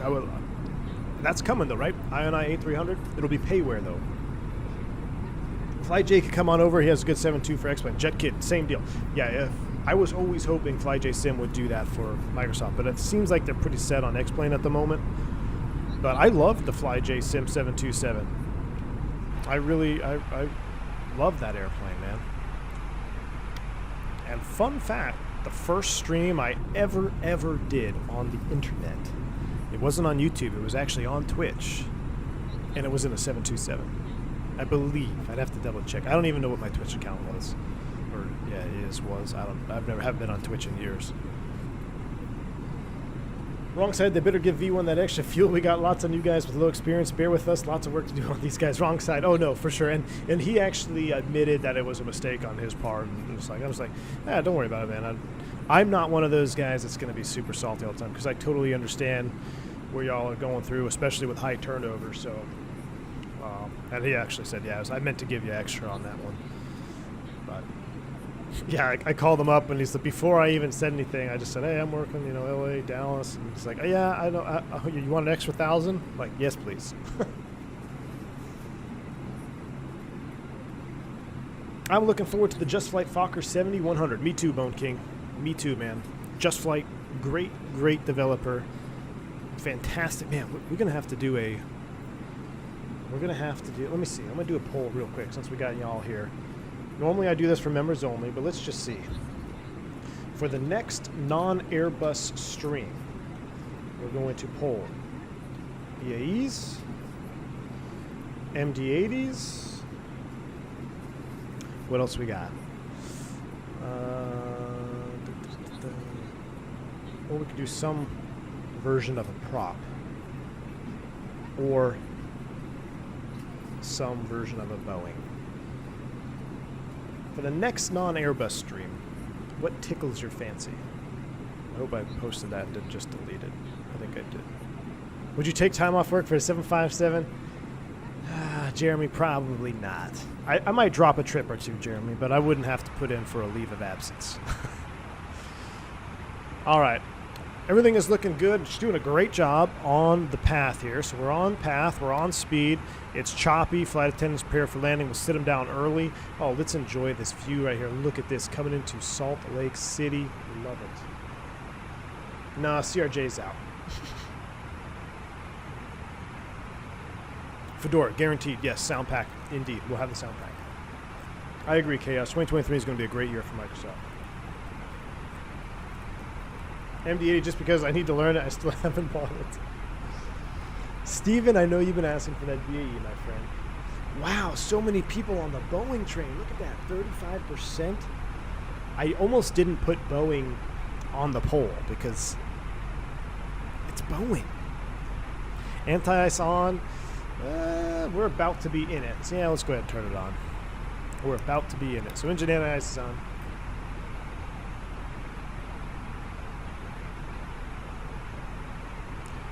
Let's see how that poll shakes out here. We get a few more votes. All right, Lehigh, and we're looking good. At or above 12 for Bupe. I don't see anybody on TCAS down there. Let's go ahead and put this into below mode. We're looking good. We're doing a flaps full, low brakes, auto land test. Let me get flight recorder up and running as well.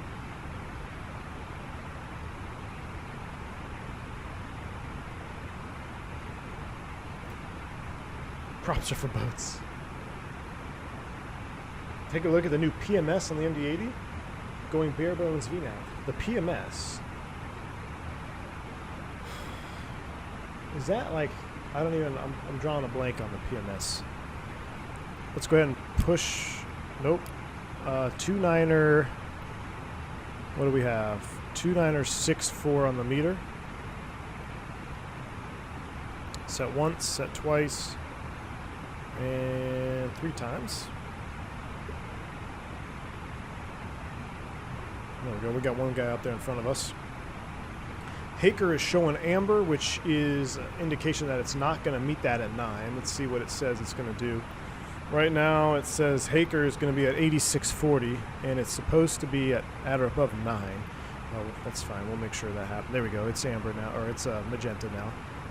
We're on that high end of the speed bracket. Let's get a little speed break in here. This is much more representative of the real Airbus. So I know in the Phoenix, I think they got some VDEV errors because in the Phoenix, you're always on the bottom of this the scale here. In real life, this is much more accurate. You're either on it or a little bit fast, just how the Airbus is. So we got a little speed break out there. We're going to slow it down. Oh, yeah, here we go. This is looking juicy. Chris LeBlanc, welcome to Commercial Pilot Man. Welcome to the stream, dude. Glad to have you on board. I guess we'll end the poll there. 35% vote Boeing next. Rip. Go ahead and stow it. Somebody needs to make an America West old school Boeing livery on that 7-3. That baby blue and white. That's what we need on the 600. Don't need those armed quite yet. Alright, 1,000 feet to level off. We should get an out constraint star here. Wow, this cloud looks a little bit ominous. All these views though, look at this, is amazing. Love this sim. What aircraft had the best VNAV? Probably an A350. Salt Lake City traffic was the 15.4 95 737-800 inbound on descent through 11,000 feet. Originally 30 knots. Tony Johns, that would be nice, but we'd have to fly that next plane. Runway 34 left. Estimating arrival time 18. Salt Lake City. Salt Lake City traffic, Frontier 357. We're just outside Baloop, setting up for the ILS 34 right. We got the traffic in front of us. We'll be number 2 to follow you in. Speed alt constraint star. There's a thrust idle descent. Your 34 right. That's affirmative. 34 right. I'm taking 34 left. Be parallel. Roger. Sounds like my buddy from Australia. More speed brake action here. This is so true to the real airplane. You had that speed descent there, it dropped the needle back, and now we're high. We got to get down. This is just how the real airplane works. It's not awesome, but that's realistic, and this is doing a great job of representing that right now. There's speed alt star. At this point, I'm going to go ahead and select speed 250. We're going to select speed 250 knots. And then let's go. That's manual after plage. I'll tell you what we'll do. Let's go direct to Haker now. So proceed direct to Haker. Insert. And we'll go ahead and descend to 9,000 and then open descent. Thrust idle, open descent. Let's get our lights on. Here comes that wind noise. Absolutely love it. Thrust idle, open descent, 10.9 for 9,000. We will activate and confirm the approach phase. VAP 126 config full. No DH is set. ISLC 109.5 is verified. Out of 10, here we go. We are looking good. Engine anti-ice is on, and we're about to head into the overcast layer. Crimson Ghost, welcome, man. Just in time, my friend. Just in time for the approach. 3090, you shall.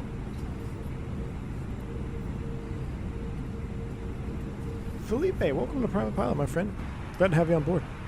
Exclamation point, welcome for your new perks here on the channel. Maybe, just maybe, we'll have a members-only podcast tonight. We'll see. Now that I said it, probably won't happen, right? All right, recording is on. Into the clouds we go. I love this. This is Microsoft at its finest, in my opinion. The living, breathing environment. It's beautiful VFR day on top. Down into the overcast layer we go. All default clouds. And it's going to be absolutely spicy. I'm going to go ahead and reduce speed now. I'm going to come straight back to 180. 180 is set. And let's go ahead and arm the approach. So approach and AP2. Glide slope blue, lope blue, Cat 3 dual, autopilot 1+2. We're coming back to 180 knots. I'm going to help it out here. I want to stay ahead of the airplane. I want to give all the benefit of the doubt to the airplane here. It looks like we captured the loc a little bit early. Loc star, VFE next, -10, flaps 1 are coming out. This is why in a scenario like this, I probably hang tight to arming that until I pass Haker. Again, just a technique. Because you could hunt out. So you kind of wanted to go to the left to grab that localizer. Nothing wrong with it, but if you want to be extremely precise, could have stayed in nav mode until Haker and then armed the approach. Alright, here comes VFE next, -10, right over glide slope star, flaps 2.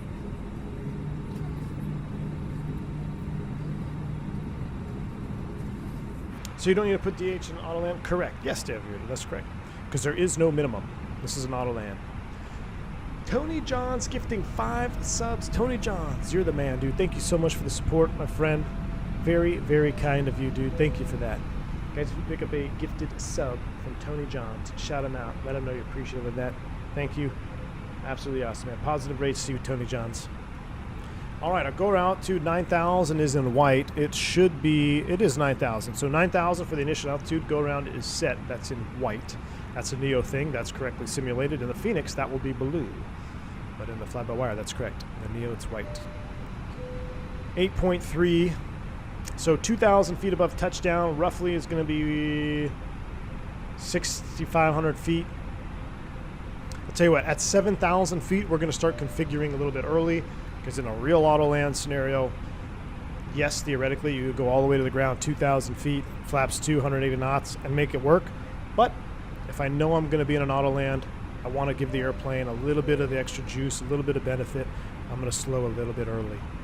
So out of 7,000 feet, we'll go ahead and start our configuration to flaps full. Do I like the Phoenix? Absolutely, Viper Envy. I love the Phoenix. It's a great airplane.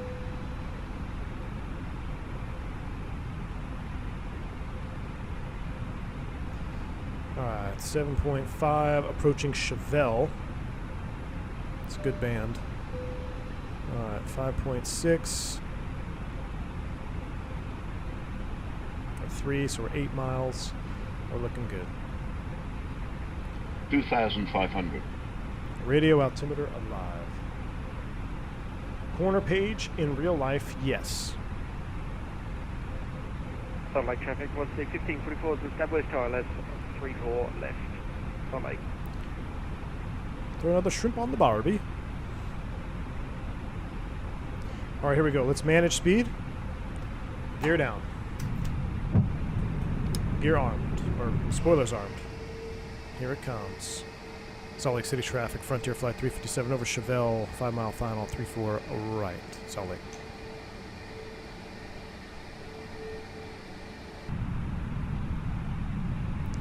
VFE next minus 10, flaps 3. I actually like the IFR camera I have here. This is a little bit more. And flaps full. Landing checklist. Cabin crew advised auto thrust. Speed. Auto brakes are low. ECAM memo. Landing all green. There you go. You can see it. Landing checklist is complete. All right, fly-by-wire. Here we go. We got a 7-knot quartering headwind here. We're going to test the auto land. Juice up the sounds a tad.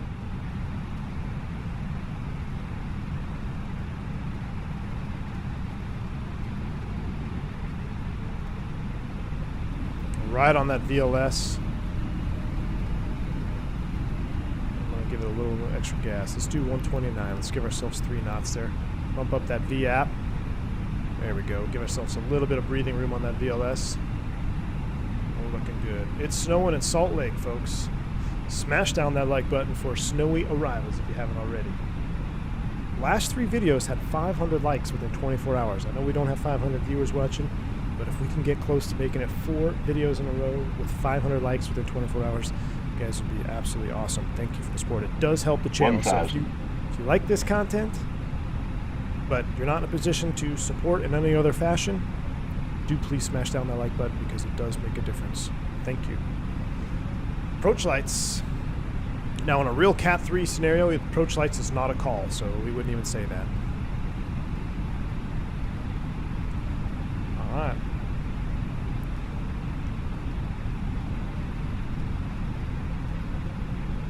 Eight knots, direct quartering headwind. Airplane is tracking beautifully. Auto thrust is doing a great job. Right about 50% N1. That's perfect. That's what I was using when I was flying manual thrust the other day. 500.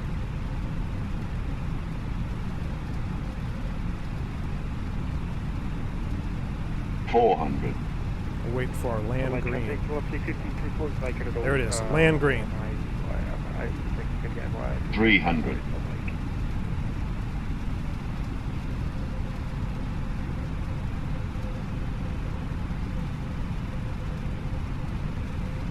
$200. 2 whites, 2 reds. It's dead on. Doing a great job. A little bit of crab in there. Looking good. 100. 50.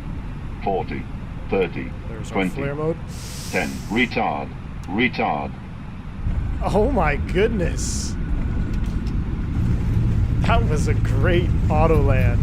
Look, I'm not touching anything. It's maintaining center line because the autopilot's still engaged. I'm going to disengage it. Autopilot disengaged, so I have control. You want to do that before you try to turn off the runway. 70 knots. Guys, that is dang near textbook auto land. We'll go ahead and stow them. Even saw a little bit of a rudder kick out there too.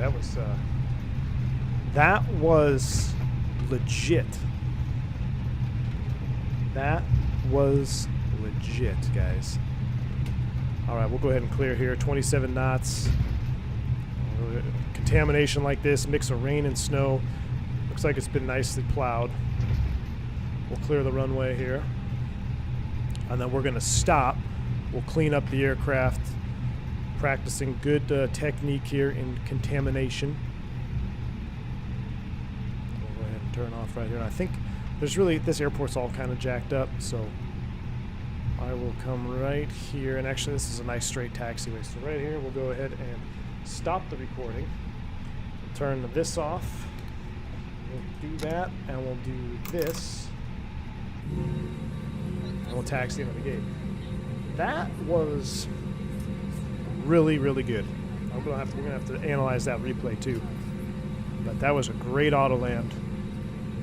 This is Salt Lake spin cycle. All right, we're gonna go into the closest gate assignment here. We'll get these lights off, and we'll get the APU fired up. Taxi, wing light, that's off. That's it. I'm doing auto land even in crystal clear weather from now on. Lol. Cali Simmer, indeed, man, indeed. Hey, next time we fly V-Spirit or VAAL and we need to get a butter for those points, I might just start doing auto lands. That was a phenomenal job. It had the nice, I mean, that wasn't a zero wind either. That had a solid 7-8 knots, quartering headwind all the way down, and it managed it wonderfully. I thought for a second it was going to smash. But it didn't. We'll come in here to these gates. Frontier Delta merger when? Mustafa, on my joystick, I don't believe I have any sensitivity settings. I will double check though here before we go into replay because that's been a popular question. We'll take this gate right here, Charlie 11. We'll take this one right here.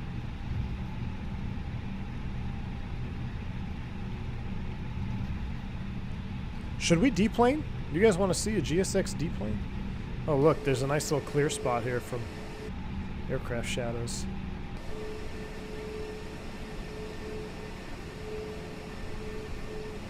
And all right, we'll go ahead and set the brakes,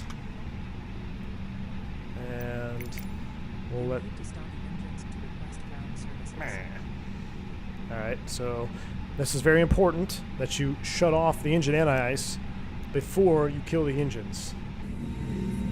Let's go ahead and take them down. Number 2, number 1.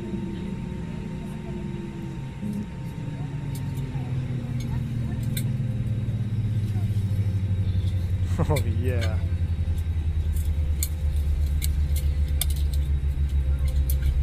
That's shutdown. I don't think I've ever done a shutdown with this airplane. Oh look, that guy taxiing out too. That's awesome. That shutdown sound is just as good as a startup. Alberto D. Thank you for the $5 super chat, man. That was dope. I appreciate it, man. That was awesome. I agree with you, Alberto. Thank you so much, man, for the $5 super chat, showcasing your V1 wings there. Indeed, man. That was a really impressive auto land from this airplane.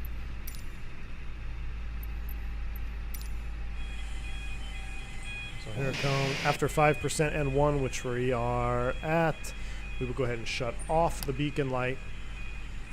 And at this point, we would think about attaching air if we needed to. What would happen if you didn't turn off engine NS? So Johnson, you'd a high possibility of getting a valve disagreement on the next startup. Basically, the valve is open and you shut down, and it could cause issues for the next flight for sure. Most of the airplane, like some airplanes are better than others, but especially the older ones definitely had issues with that. But it has to do with the logic of the bleed valves. Don Stinson, welcome to Private Pilot, sir. Thank you so much, man. All right. Let's go into replay mode, shall we? So everything is here. Oh, Virgin Australia and a 737. He seems like a long way from home. I'll tell you what we're going to do. We're going to do this. We're going to go APU bleed on, and then we're going to go replay mode over here, and we're just going to start them up. Can I start them both at the same time? Let's see what happens. We don't need sail just yet. Let's see if we can start both engines here. We're going to turn them both.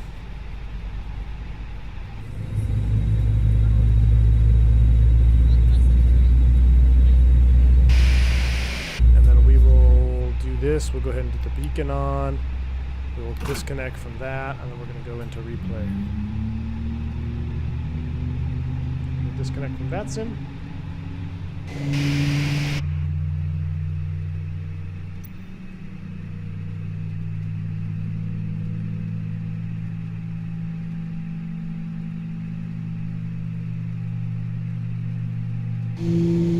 Close that door, and here we go. Let's see what it can do.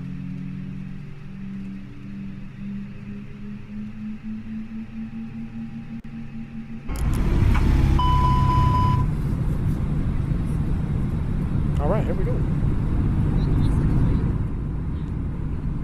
I wish there was decent Salt Lake scenery with the new terminal layout. Me too, man. Salt Lake has been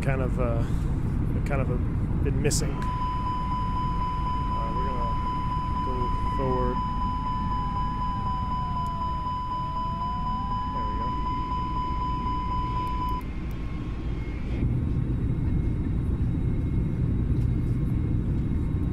Alright, here we go. Let's see how this auto land handed out. How do you feel about leaving the APU going forward for the next year with batteries still on? If there's a flight going out, then yeah, we leave the AP running, especially if it's hot. Especially if it's hot.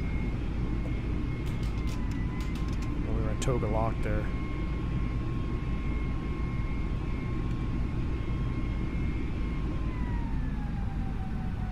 There we go. Alright, so wow, look at the ECAM populated with actual faults here. Might have to start trying to see if there's any faults simulated in the fly-by-wire. Here's our breakout. So this is a standard Cat 1 ILS. Easily could have seen this and got in with just a regular Cat 1. Hell, you probably could have done an RNAV or a VOR approach. Right there, you got approach lights. Continue. Look at the snow down there, man. This is awesome. Look at the snow down there in Salt Lake today. Oh, Mustafa, yeah. Don't forget. We'll watch this touchdown, then we'll do it. We'll check it. There are lots of faults already in the FB. Nice. We're gonna have to start dabbling with the faults for sure, man. Look at all that snow and rain, man. That's awesome.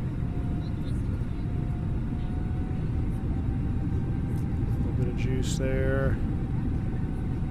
Snow covered on the roads. People are still hauling ass. Typical Salt Lake drivers. Alright, here we go. So let's watch it from in here first.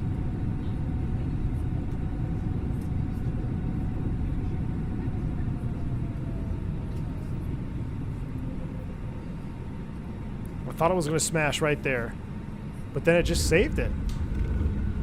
Oh, that's an awesome touchdown.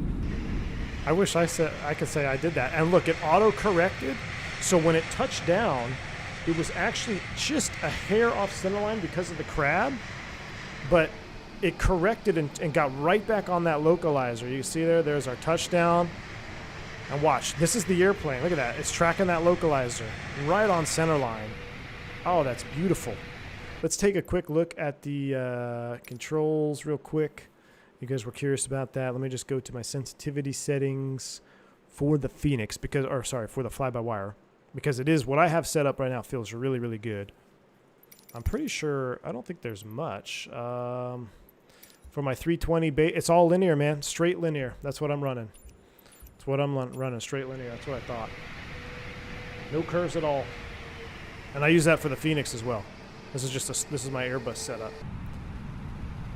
Pretty dang good for freeware, indeed, Ken. There's a lot. I tell you what, there's a lot of payware out there that is nowhere near as good as this freeware fly-by-wire. That's 100%. Oh, look at the brake temps are nice and toasty too. I wonder what happened there. Oh, you know what? Parking brake's on. Rip. 400. I left the parking brake on, and look at that. Just cooked the brakes. All right. I'll shout out Fly-by-Wire for this stream. I mean, 2 streams in a row. The airplane has done everything the way it should do it. VNAV, LNAV, auto land. Hell, I think this thing lands better than the auto lands better than the Phoenix. We're gonna have to retest the Phoenix auto land after this because this is pretty much textbook. So shout out to the Fly-by-Wire team for making this airplane what it is. It is a true payware quality airplane, no doubt about it. Shout out to all of you guys for hanging out with me today on this kind of a last minute stream. Appreciate y'all. All the donations, all the gifted subs. You guys are absolutely phenomenal. Thank you for the continued support. You guys are absolutely awesome. Without you guys, this channel wouldn't be here. I mean, y'all know the story. So I really, truly appreciate it. And then everyone else who's just not in a position to monetarily support the channel, but you're a subscriber, or maybe you just like the videos, you guys are absolutely awesome. I appreciate you just as much. Next stream will probably be Friday, I'm thinking. We might do something, maybe some Wednesday or Thursday, but most likely Friday. We'll probably get back in the Leonardo, or maybe a 737, depending on how I feel. But until next time, guys, if you're a member, get those SIAs in chats. Stay safe, stay healthy. I'm V1. See ya!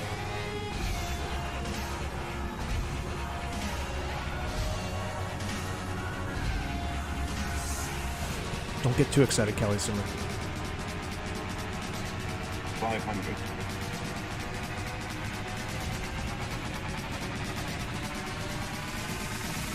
400.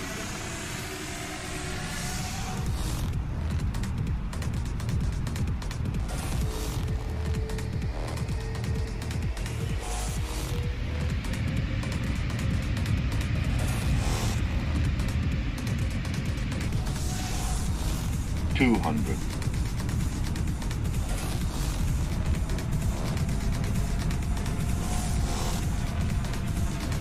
100. 50.